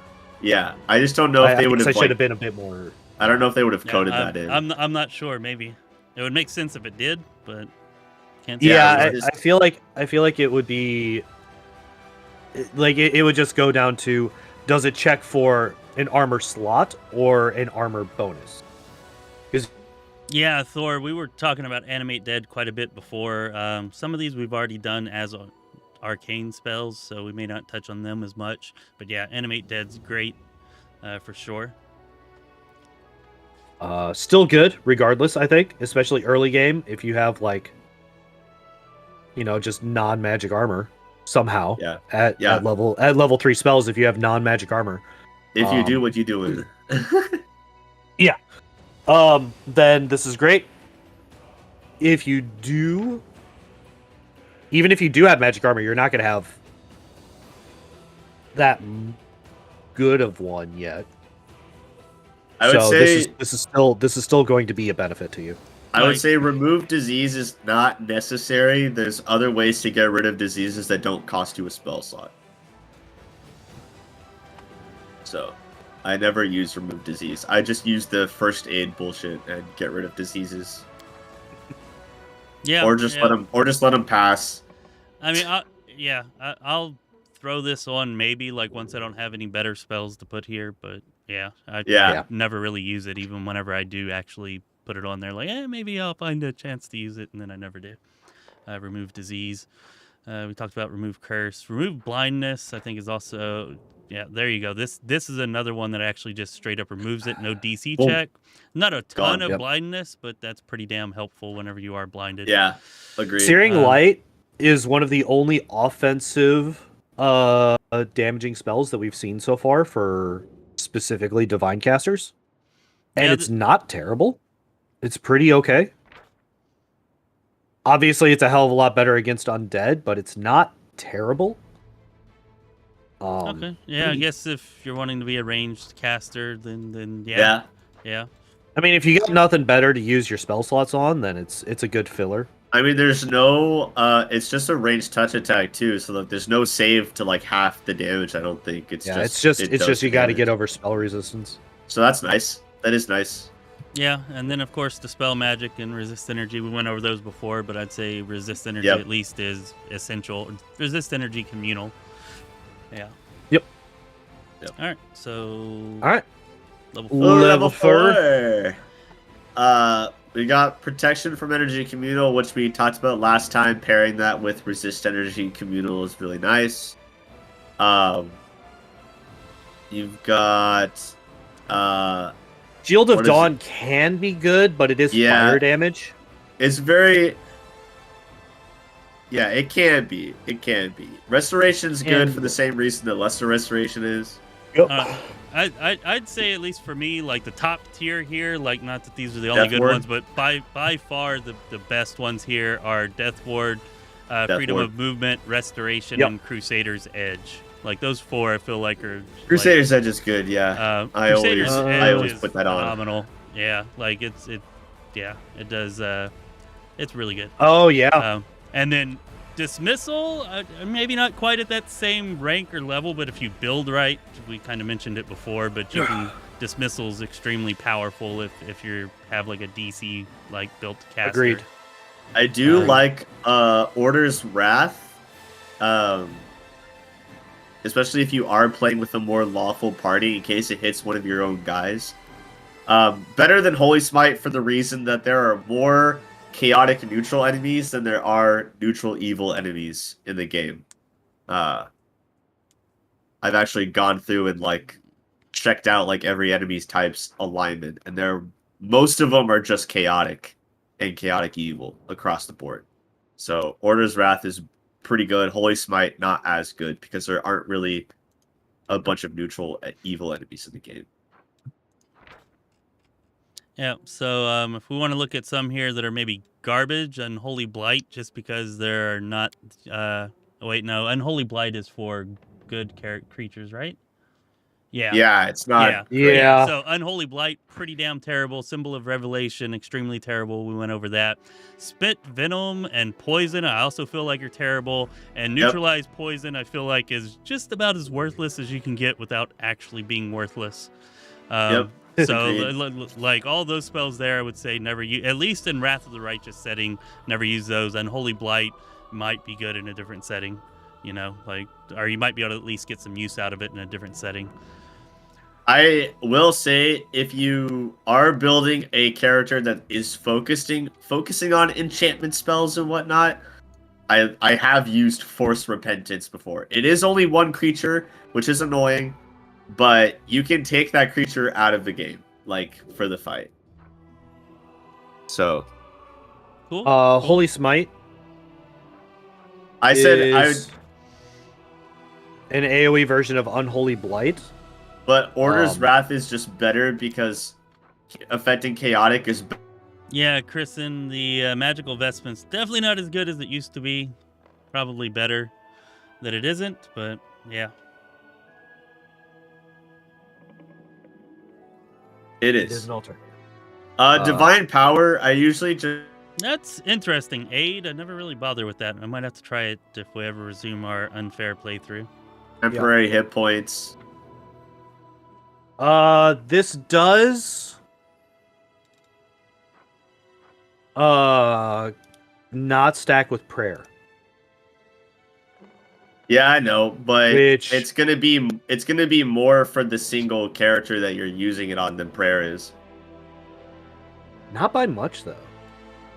Because like if we're thinking about this, this is most likely going to be social, right? But prayer is only a +1 forever, right? This Yeah. is also only a +1 for Divine, it says maximum +6. Oh wow, there's a lot before you get down there. Okay. Yeah, okay. Never mind. Yeah, so it's good for social. It's himself. I usually put it on him.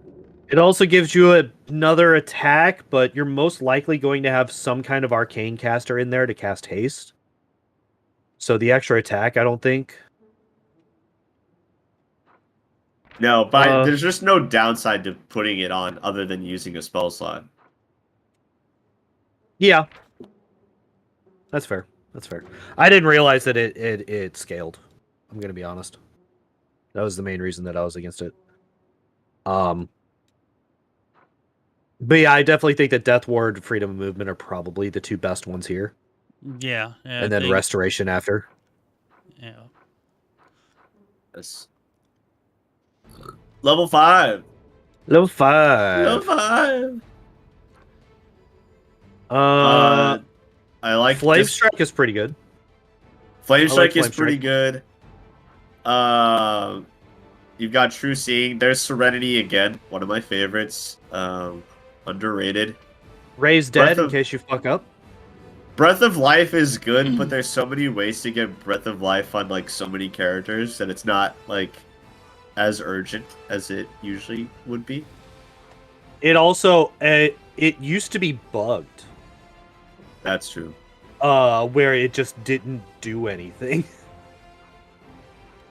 Because well, it would heal, but it wouldn't bring them back. It wouldn't bring them back from the dead. Even if you healed them in the exact round after. Yeah, I was going to say I've never gotten Breath of Life to work, so I don't use it. Maybe it's not bugged anymore, but they did have something in the there patch notes a while back that and said that they fixed it. dozens of examples if you go back and look at our early streams of me using this in turn-based mode immediately after a character dies, and like it does nothing, even though you know, yeah. Anyways. Igor says inflict light wounds mass is an unconventional way to trigger that mythic feat that gives bonuses when you hurt your party. Yeah. I mean, it's definitely a good use there. I don't remember how good that is because I never really use it, but I do remember that and trying to think of ways to proc it. And yeah, I guess that would be one way to do it. That would be pretty minimal on the actual amount of damage that you're dealing. Yep. I feel like for sure though the best spells here are Raise Dead and Spell Resistant. Maybe you could argue against Raise Dead just because you can get the scrolls, but they are extremely expensive. Yeah. On the other hand, they're only 1,000 gold more than the diamonds you need to cast Raise Dead yourself. Yeah, that is true. I That do is true. like Raised Dead in and of itself is still pretty expensive. Yeah, but I feel like burst. Oh, go ahead. I was gonna say I like a burst of glory because it's a sacred bonus. Yeah, I do use Burst of Glory quite a bit, but mostly just because I can usually use my domain slot for that, and Yeah. I kind of hate Break Enchantment. Yeah, because break enchantment sucks. Yeah. Yeah, so yeah, I will use Burst of Glory a lot because of that. Pillar of Life is also really, really good for some niche things like, just stacking them to auto kill hard enemies and stuff like that. I've never if you're- actually done that, but I know that there are people who do that, and it can be really powerful in that way. When you're used in just that way. fighting undead, you can like put the pillars in like choke points, and the undead just all run through them. And Yeah, and you can actually you can actually kill Playful Darkness that way too if you have enough of them. You can just one shot. Yeah, you can Oh, one yeah. shot him. Yeah, so I mean, Pillar of Life, if you're willing to play in that way, is also really, really good. I didn't know for the longest time when I first used it that it only can be benefited from once. And so I would have my characters continuously like run through it and not get healed, and I would be like, what the hell is going on? Bugs! I hate bugs. Yeah. Speaking of, I can't actually prepare any spells right now. I'm like trying to drag Pillar of Life and trying to double click. I guess I'm just better. Yep, you're definitely better. Weird. Igor says he loves Greater Command. So there it is. Greater Command is good for like the things that it can do. My only issue is like I don't like if I can avoid single target enchantment spells, I'll do it. Yeah, I don't really like the single target ones either. Let's go ahead and mention Life Bubble now. I know we mentioned it before, but anyways, this was the one that they were talking about that if you're having issues with Mind Fog, you can use this Life Bubble. And unlike the Delay Poison Communal, it'll actually stop Mind Fogs. There are probably a few other things in the game too that we're not thinking of or aren't aware of. But it can have its uses like that. It does take a lot of spell slots though, because there's no communal version of it. But yeah, I just wanted to mention that since we didn't before. Wait. I do want to talk about Greater Command a little bit more, because the target says that it's one enemy creature, but it actually it is a radius with multiple enemies being affected by it. So the target here is incorrect. It is multiple enemies in a 30-foot radius. Yeah. So that is good then. If you can just make them all fall down. I think what it is, I think what the target is you target an enemy and then enemies within 30 feet of your target. So it's not like Fireball where you can place it on the ground. You actually have to target a person. So that's fun if you just want to make everyone fall down or stop moving. Well, the thing is like that. It seems like you then have to like click on them all and manually give them commands afterwards. Which if you're playing in real time, seems like that's not how command works. Yeah, that's not how it works. Is it not? I've literally never used it. So you pick the command first and then use it. And then they'll do whatever the command is. Yeah. Gotcha. Yeah. Understood. Okay. So you can just make everyone stop moving. Just ult. Yeah, that might be worth trying someday. Okay. Someday whenever I build an enchanter. Probably never happen, but maybe. Ew, enchanting. Yeah, I don't like enchanting very much in this game. Gross. All right, level 6 spells.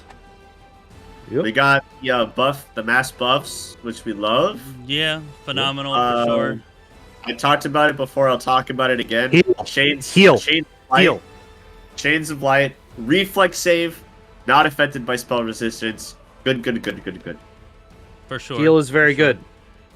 Yes, heal is extremely good. I would say heal, banishment, and Hellfire Raid, for me at least. Like, those are the 3 top spells here. And what about Eagle Soul?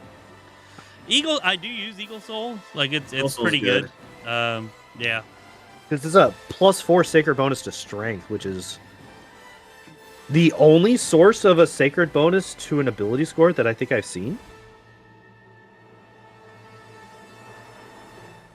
That can't be right. I'm trying to think. Isn't foresight a sacred bonus also? Although No, does foresight's that- insight. Oh, an insight. Yeah. Is it a sacred? Is it a bonus to an ability score? Yeah. You might be right. Yeah. I'm trying to think. I definitely can't think What of level any. is foresight? I'm sure there's something. It's level 9. 9. You can't even get it as a. Oh, it's not a divine spell. Yeah. You'd have to go back to Ninyu. But yeah, I It's mean, Eagle Soul is definitely good here as well. Oh, Dispel Magic Greater. I actually should have put that in the same tier with Banishment and Very Heal good. and Hellfire Yep. Array. Yeah, incredibly good.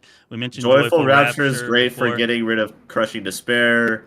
Banishment's a good time if you succeed. Like I usually just throw it out at the beginning just in case you banish anyone.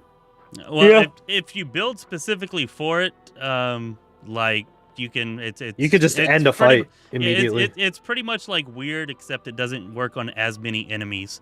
But Yeah. it's like a level 6 weird. At A least good whenever one. you're fighting demons, you can end the fight in one turn, if you build for it. But yeah, True Sin Communal also extremely good here, and I mean the only I don't know if any of these spells are necessarily bad. I would say Plague Storm is probably the worst of them. I would have to say. Inspiring Recovery would be good if I paid enough attention to use it quickly enough.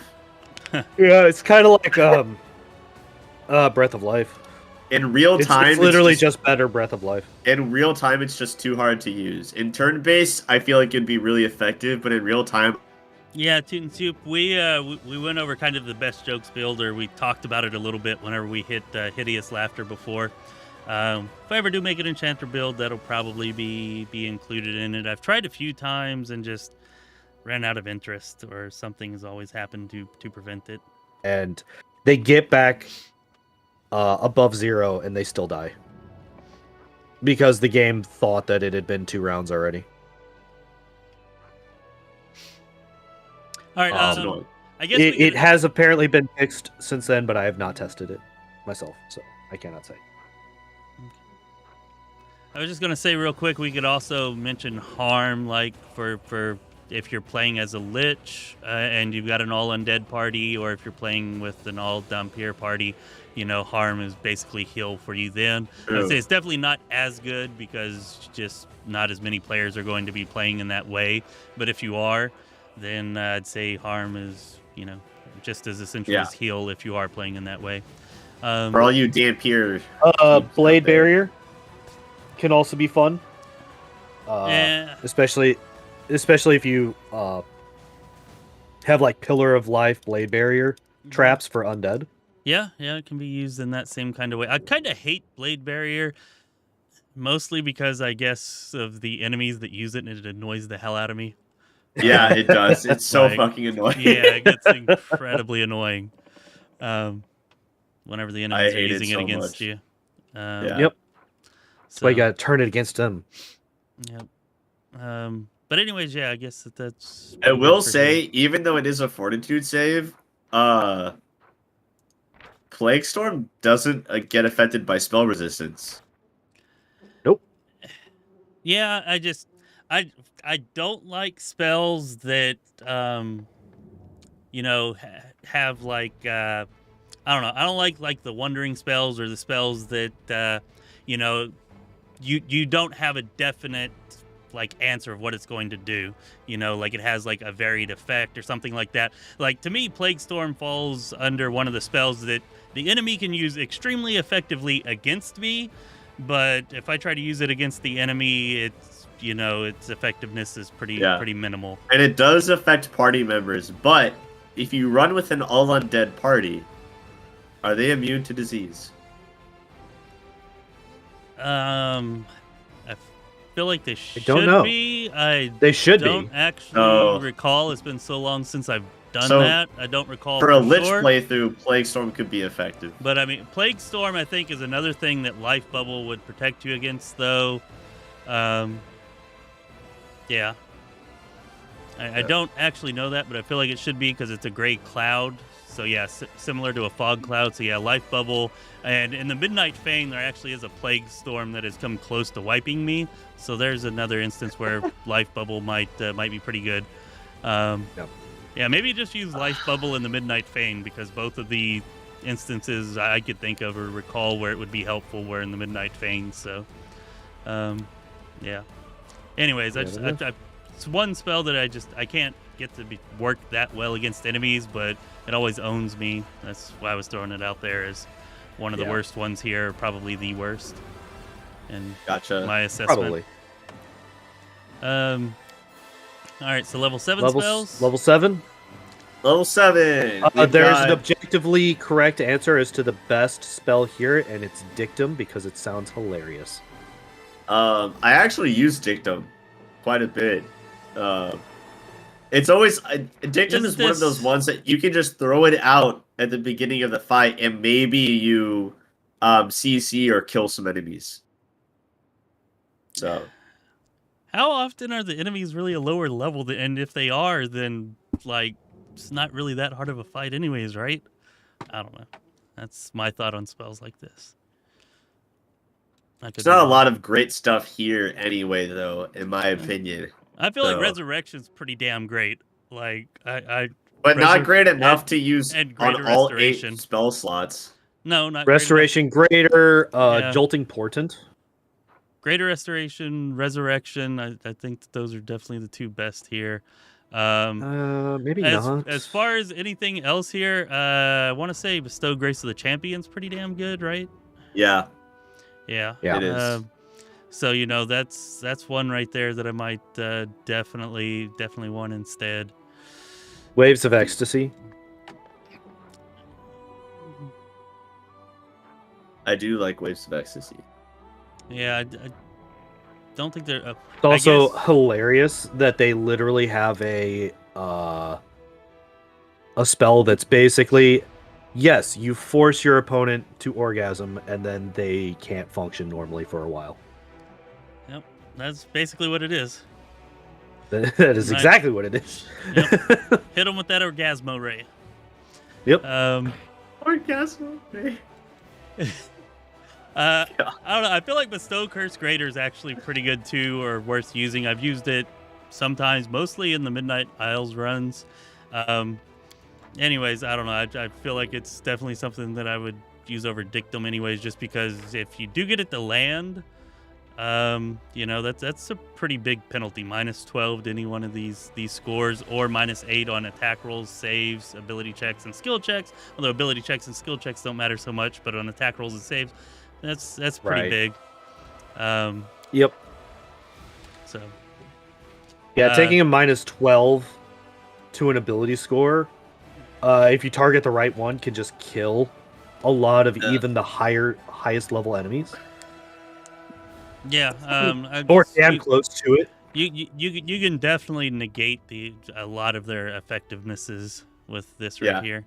And if you hit them with it twice, then like especially the -12 to the idiocy curse, because it's a will save. If you just drop their will save to like a +2 the first time and then hit them with it a second time, they're just dead.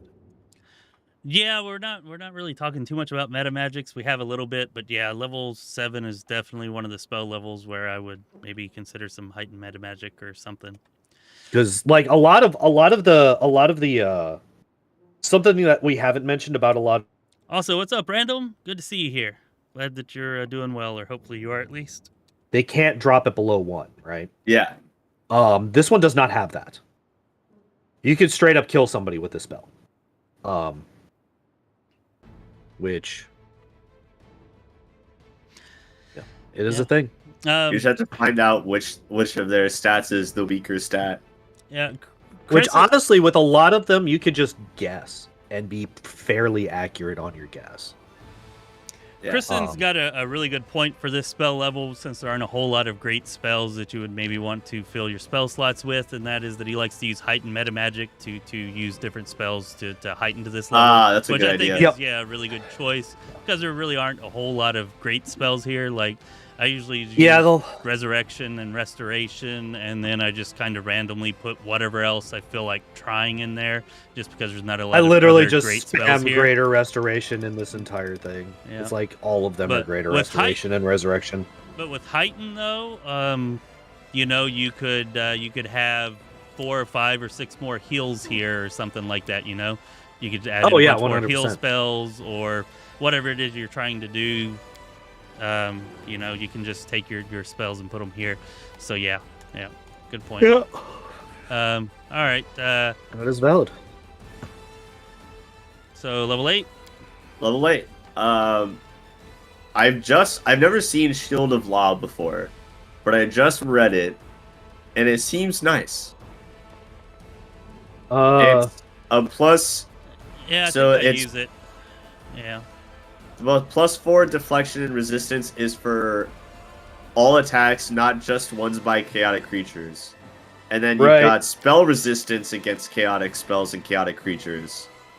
Mind affecting effects, and then if they are succeeding in attacking you with a melee attack, they become slowed, possibly. That's a lot of stuff. I will mention, a lot of people are going to have a deflection bonus to AC at this point, and a resistance bonus to save at this point. Yeah, I would say that both of those are non-consideration because, I mean, at the very least, you'll probably be able to put Shield of Faith on everybody, which will give everybody, you know, the deflection bonus. And I would imagine everybody's got a +4 cloak by now, or some other resistance bonus to their save. And I mean, like, just having a +4 so those are ring, kind of negated. Like, these are level what? 15 characters at this point. If we're using level 8 spells. Yeah, like a minimum of level 15. Yeah, it's like that's the lowest you could get it at. Yeah. Yeah, we do have to take that into consideration. That this first section is basically a non-thing. But the others are still good. What cloaks are you using? Because I've only ever gotten to like +5 cloaks anyway. So how is that different than a +4? Besides being +1 more. What do you mean? This. I'm just saying that your cloak's going to negate the resistance bonus that it gives. Yeah, but it can offer, if you use it, it offers up the chance for you to find cloaks that do other things besides resistance. It's only 1 round per level, though, so I don't know. It's not a consistent thing. I don't need more than 15 rounds in most fights, though. Like, that's a lot of rounds. Yeah, but how many fights are you going to have? Like that's what I'm saying. Yeah, like if you we're saying that this can't be a resistance bonus all the time for every single fight, not just for, you know, the 3 tough fights that you decide to use it in or whatever. Yeah, I mean that's true. I like allocating my. It's a consideration to bring up. It's a consideration to bring up as well. Oh, for sure. I'm just saying, like, there's so many cloaks that do other things, and I prefer most of them to resistance cloaks. I mean, I agree. Like, I usually have like cloaks that are like +2 but do something else as well, rather than just having a straight +4 or +5 cloak. So like I would still get a part of this. But even those, like, it's still a +2, so you're still not getting that full +4 resistance bonus. There are very few cloaks that I've seen in this game that don't give a resistance bonus at all. Most of them just give a lower one. That also does something else, right? Yeah. Yeah, Igor, Frightful Aspect is a goodie. And I would say if Shield of Law is like Holy Aura, but Law instead of good, then I would prefer it over Holy Aura just because, like I said, there's more chaotic enemies than there are just good or just evil enemies. I've done the math. There just are more chaotic. Angelic Aspect Greater is also very good. Yeah. Yeah, it is. Frightful Aspect, I think, is the best one here out of all of these. Firestorm's really good if you're, you know, playing that like a damage fire dealing. Here's the question: do Frightful Aspect and Angelic Aspect, are those mutually exclusive? I want to say they are. Yeah. I feel like they are, but I can't remember. I don't know. We'd have to test it to see, but yeah, I think one takes the place of the other. I think. If we're talking just damaging spells, we have Firestorm and Stormbolt. Both of them are very good. Yep. Firestorm, I think, does slightly less damage. Yeah, Stormbolts is 1d8 versus Firestorm is 1d6, but we mentioned earlier, Stormbolts is centered around your caster, And whereas Firestorm is a you targetable. You also take damage over time with Firestorm. Yeah. Yes. If they fail, they're safe. Yeah. So Which there I are think, a couple of very good... reflex to, like, take damage over time, in my opinion, is better than trying to stun them against a fortitude save. Yeah, probably so. Like, most of the Yeah, time, I would say that Firestorm is probably the better spell overall over Stormbolt. Stormbolt's just a slightly higher damage potential. Yeah. On a save. On a successful save from the enemy. If the enemy fails their saves, then Firestorm just runs away with the extra DOT.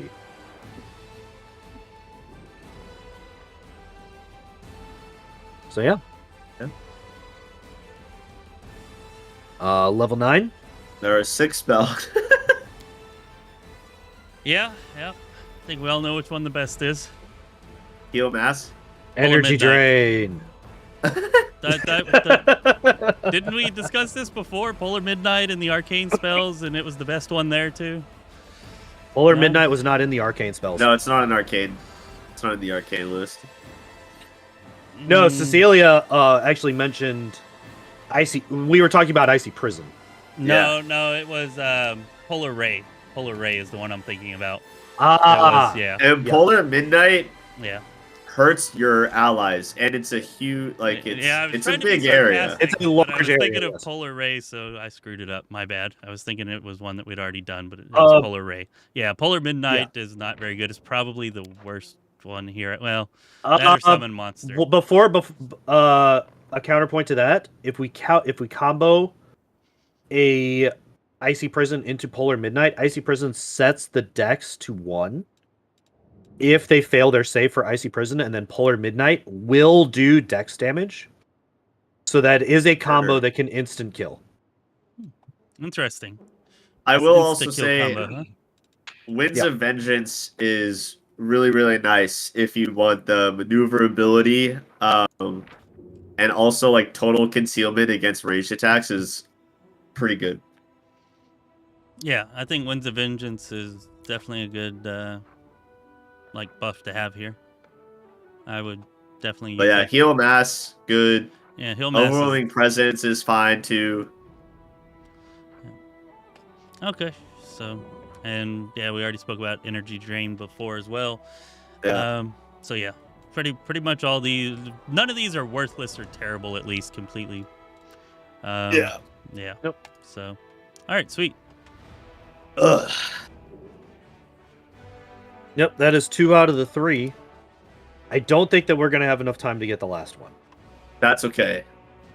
Hey, Randall. we got 25 minutes. Hey, Random. Yeah, energy drain does work on enemies that in this game. Like, there are some that are immune to it, but there are a ton of them that are not, and even quite a few bosses that aren't. So energy drain and reducing your opponent's like stats and levels with like innervation and stuff like that it can be an effective strategy. Which is typically a combo of different divine and arcane spells anyway. Like, I don't. Yeah, Kristen, we're not counting all of the different slots or all of the different domains. We just don't have any way to check all those out effectively here. It does spells. But it's its own spell list. It's not the druid nature spell list. I'm looking through, and there are so many spells that I remember. Like, it doesn't have a lot of stuff. It doesn't have like Magic Fang. It doesn't have a lot of spells. Just that I know that Ikundao has as a ranger. Oh yeah, well, Magic Fang is only for classes with animal companions. But I'm saying, like, it doesn't have access to a lot of spells that I know the nature spell list has. Are you talking about shaman? Yeah. Yeah. Well, we So could. we could just make the a druid I, and just have a druid at level 20. I was going to say that if y'all want to, since we don't have that much time to finish that, it was pointed out that we are missing quite a few of the domain spells. If y'all wanted to, we could go through and look at those for the divine spells. I don't know how many of those will or won't overlap with the arcane and the druid that we're doing anyways. Or alternatively, we could go over paladin spells, because I know paladins have spells that you're not going to find on a druid or cleric or any other class. So either one of The those could domain be an option. spells. The domain spells will overlap. There aren't any domain spells that are only on domain spell lists. They're all from other spell lists. Okay. We can look through the paladin stuff real quick. All right, so there, Kristen, we'll probably get to those next time, the ones that aren't here. Yeah, I just need her to be higher level. All right, do you not have her maxed? So paladin it is. Do I have her max? Oh, she is max. Hello, level 20. Yeah, I was gonna say, like, I don't know what's happening here, but All right. everybody should be at max level. Yeah. My Sela is only at level 17, but that's good enough for here. The caster level is 17. Oh, the character level is actually, 20. yeah, you're Yeah, right. You're right. Yeah, you gotta remember. So, for Paladin, I mean, the two veils I use all the time. Veil of Heaven, Veil of Positive Energy. I find them both to be very useful. Created by undead. So Veil of positive energy is only against undead. Yep, that's why I use both. Because Veil of Heaven's only outsiders. Okay. All right. So against deal- cultists, neither of them do anything. Yeah. So they are very good against what they are good against. Otherwise, Exactly. they are useless. Yeah, I would say here, at least in my opinion, the best spells is by far is Blessed Weapon. Like, I don't think any of these other spells even come close to that. And then maybe like the next tier down, I'd put the Veils and maybe Challenge Evil and Divine Favor and Grace if you wanted. Maybe Bless too, but you'll probably have that with somebody else that you're casting it with anyway, since you don't have a ton of spell slots. But I think Blessed Weapon is definitely by far the best one here. I think Blessed Weapon is fine, but at a certain point, it's not very hard to find good weapons. It's not for And the if you're on a alignment. paladin specifically, don't your weapons count as good aligned after a certain level anyway? It's not for the alignment. It's because all your threats are auto confirmed, so it doesn't matter if you roll if you roll a critical, then you don't have to roll again to confirm it. That's why, like I say, it's by far the best. That is pretty good. Yeah. Fair enough. So yeah, and then just to talk about what Challenge Evil does, +2 staker bonus on all melee attacks against the subject of the spell. If that person doesn't attack you for 1 round, it will become sickened. If you move away from the target, the spell ends. It's nice if you want to just send your tank at a specific character. Yeah. Especially if that character is, like, for whatever reason, targeting one of your ranged characters or something like that. Then it becomes sickened, and it can't do anything until it starts attacking the right person. So it's a very good way to get rid of a threat to one of your ranged characters. Anybody want to point anything out here as being particularly terrible? Not that are like specific to the paladin spell list. Yeah. There's definitely some that are bad, but they are ones that we've already gone over. I would say that there are 2 here that are incredibly terrible. And those would be Resistance and Virtue, because you get them as level Cantrips. 0 spells on anybody else. But here you've got to actually waste a level 1 spell slot. So yeah, definitely as a paladin, never use Virtue or Resistance here. Yeah, I don't even use them as cantrips on divine casters anyway. Yeah, but I just wanted to point out that they're particularly bad here. That is fair.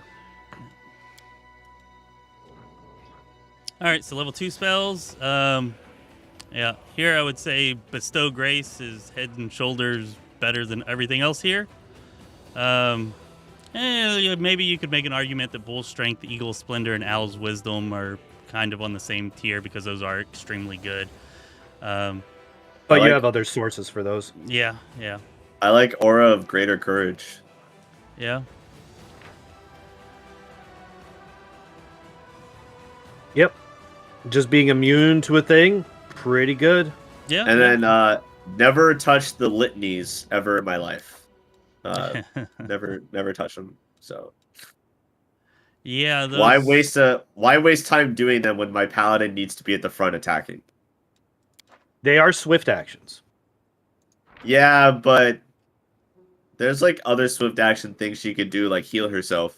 Well, not only that, but you have such a limited number of spell slots too. Like, yeah. Yeah, I'm just saying, like, they do have swift actions, and you can entangle somebody with one of them. So there's a world where I could see Litany of Entanglement being useful at times in specific situations. But it would, like I said, it would have to be, I think we could definitely agree that those are the two worst spells out of this group, though, right? Yeah. Yeah, I would not take them usually. All right, cool. Level 3. Level 3, the only thing here that's like paladin specific is Holy Whisper, which is not good. So Holy Whisper, pretty terrible. Yeah. Fort save becomes sickened. Evil outsiders, evil dragons, undead. 2d8 points of damage if they fail their saves. Good aligned creatures, the burst gain +2 sticker bonus on attack and damage rolls for 1 round. Okay. Yeah, that does seem pretty terrible. Don't like it. Yeah, not great. Would be nice to have an Archon's Aura on a frontliner, though. Oh yeah, for sure. Yep.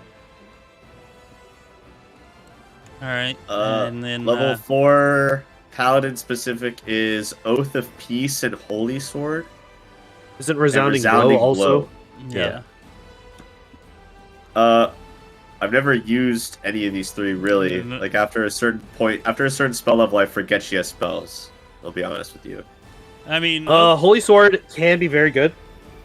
First off, it lets you use a lower enhancement bonus weapon that has better effects.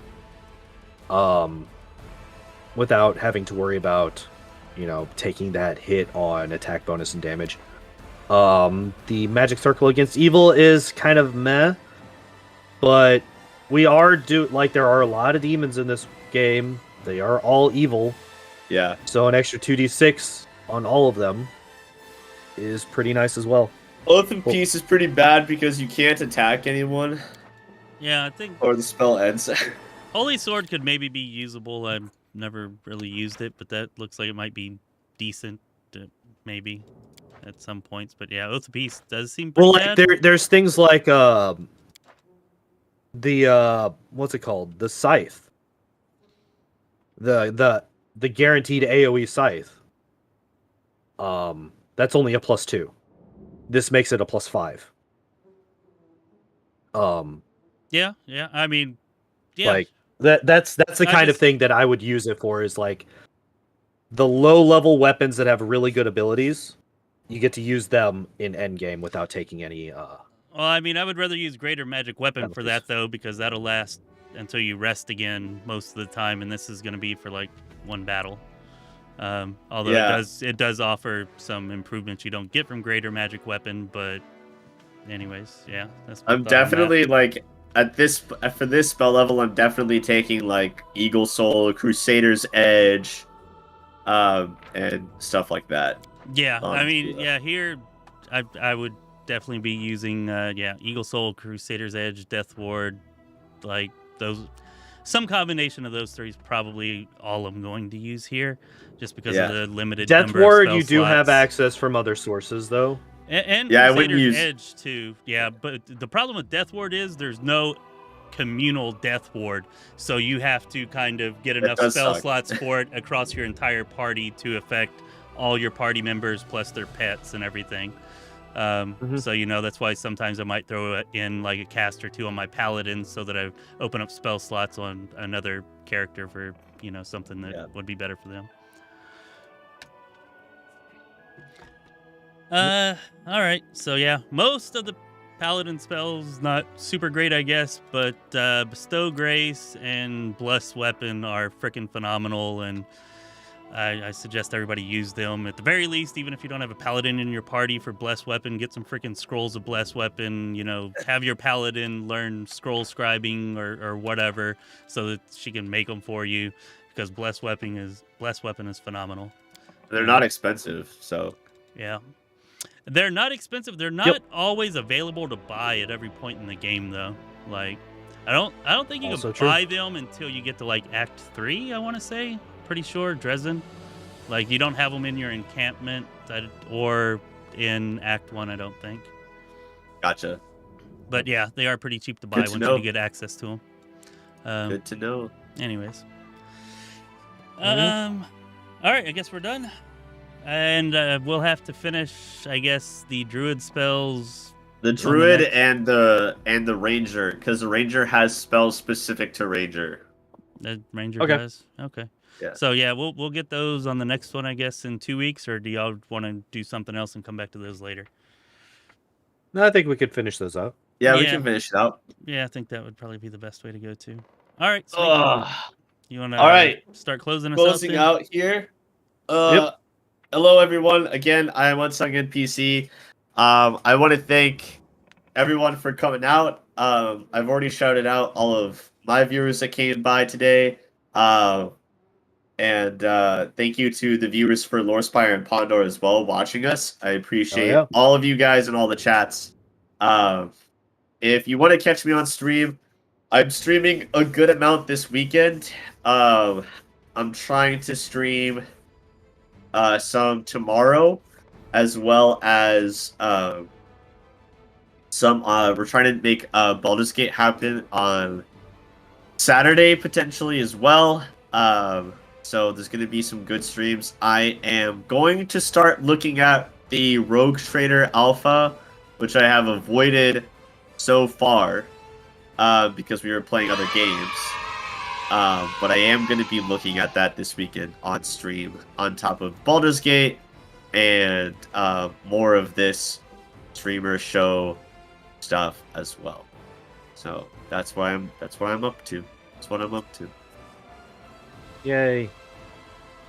All right, sweet. Just want to say, glad to hear you say that, Unsung. You won't be disappointed. The freaking Rogue Trader Alpha has far exceeded my expectations so far. It's been pretty awesome and far less buggy than I ever expected it to be. So I'm sure that everybody joining you for that's going to have a blast. Yeah, I've been enjoying it quite a bit. I'll be streaming it after this, and then we'll be streaming it again tomorrow night and most likely Saturday night for anybody who wants to come by and check that out. It's been a lot of fun. And also going to try to get another Rogue Trader video out this weekend. Haven't been able to do that as much as I wanted to because of, family illnesses and stuff like that. But I just want to say, anybody who enjoyed this, thank you for showing up. Thank you for hitting the like button, the subscribe button. If you haven't done that, please do it. And be sure that y'all check out Pondoor and Unsung. I got links to their Twitch and their YouTubes in the description of the video. Also, we've got links to our Discord in the description of the video, so join us on Discord. All right, but these guys are awesome. You'll love their stuff. Be sure that you check them out. Go ahead, Pondoor. All right. So my brain is kind of shutting down. I'm a little bit sleepy. I normally do Kingmaker speedruns 2 days a week. And then I alternate between this podcast with these nerds on Thursdays, and doing something else on the opposite Thursdays. I still haven't figured out quite what I want to do on those days. Fridays, I usually do Phasmophobia type stuff, and then on Saturdays, I do Pokemon Red solo runs. This coming up week is going to be Snorlax, so we'll be doing that in a couple of days. Tomorrow, we will be probably starting a bit late. I'm not entirely sure when I'll be starting tomorrow, because I have to go and try and pick up my car. And speaking of, every time I check the status of my tow ETA, it goes back more and more, and I've realized that they just don't have. They have a cap of 2 hours on their tow ETAs, because every time I check it, it is exactly 2 hours from when I check it. So it's now saying that it will be 10:50 before my tow gets here, which before it was, like 9 o'clock. Yeah. Sounds like most of my towing experiences. Yeah, the problem is my work shift starts at 10. Yeah. So that's a bit of a problem. So I'm probably going to be walking into work again today. Yay. But other than that, yeah, I do the Kingmaker speedruns, I do the Phasmophobia speedruns, I do the Pokemon solo runs. That's pretty much what I do these days. Hey, don't undersell yourself here now, Pondoor. He's the world record holder. I don't believe you mentioned that. World record holder for, I am. completing Kingmaker in the fastest time possible. He's got that record. So be sure you go to his channel and check out those videos of him doing that in his streams to see him do it live. I actually have 3. I have the record for any percent, which is on story difficulty, on normal percent difficulty, and unfair, which I did 1 run of, and I beat. It's the only time I've ever played through on unfair, and I beat it in like 7.5 hours. And I will never do that again unless somebody pays me a lot of money to do it. Yeah, I would imagine that was kind of brutal. It was a bit rough. There were a lot of resets. I can Also, only imagine. I did find a way to make use of the rune level 1 domain ability, the traps, that only ever do 1d6 damage and don't scale. That's how I got through the prologue. I don't even remember those. That's because nobody ever uses them because they are trash. But you made what'd you do? Just stack them up and hide around the corner and let them all run over it and trigger it. Yeah, and then rest. Like that's how I killed the enemies. That's how I killed the enemies in the Nice. library in the prologue. Was I just stacked up a bunch of the runes and then them, and they all ran over them because it's guaranteed damage if they run over the rune. Yeah. There's no attack roll. There's no saving throw. There's nothing. Yeah. So I was able to kill. Thor here is being amazed that you finished Kingmaker in 7 hours when it took him 300. I just want to point it out. That was his unfair playthrough. I believe you got, 1 hour and 13 minutes on Kingmaker, like is your fastest time. 7 hours is his unfair playthrough. So, yeah. Yep. It's pretty crazy. Hour and 13 minutes and 48 seconds, I think. That is without load times. If you add in the load times, it was just over an hour and a half. Woo! Yep. Look at you go. I just made the cheer sound for you. You probably can't Yay. hear it, but all of them out there can. I hear nothing. All right. So, I guess All we right, better get out guys. of here so that Pondoor can start walking. Yep. Yep. I but, get to go and walk in the cold. It was Yay. hella fun, though. I hope everybody out there enjoyed it. Yeah. And thanks, guys. Looking forward to doing this again in 2 weeks for sure. Same. Peace It's out. gonna be fun. See you later, guys. This has been Chris with Lorespire. Be well, my friends. Oh, whoa. Actually, remember, we got Rogue Trader starting in like, I don't know, probably about 40 or so minutes. I got to take care of a couple things first, but it won't be too much longer. So be sure to stop by for that whenever we get that done. All right, now this has been Chris with Lorespire. Be well, my friends.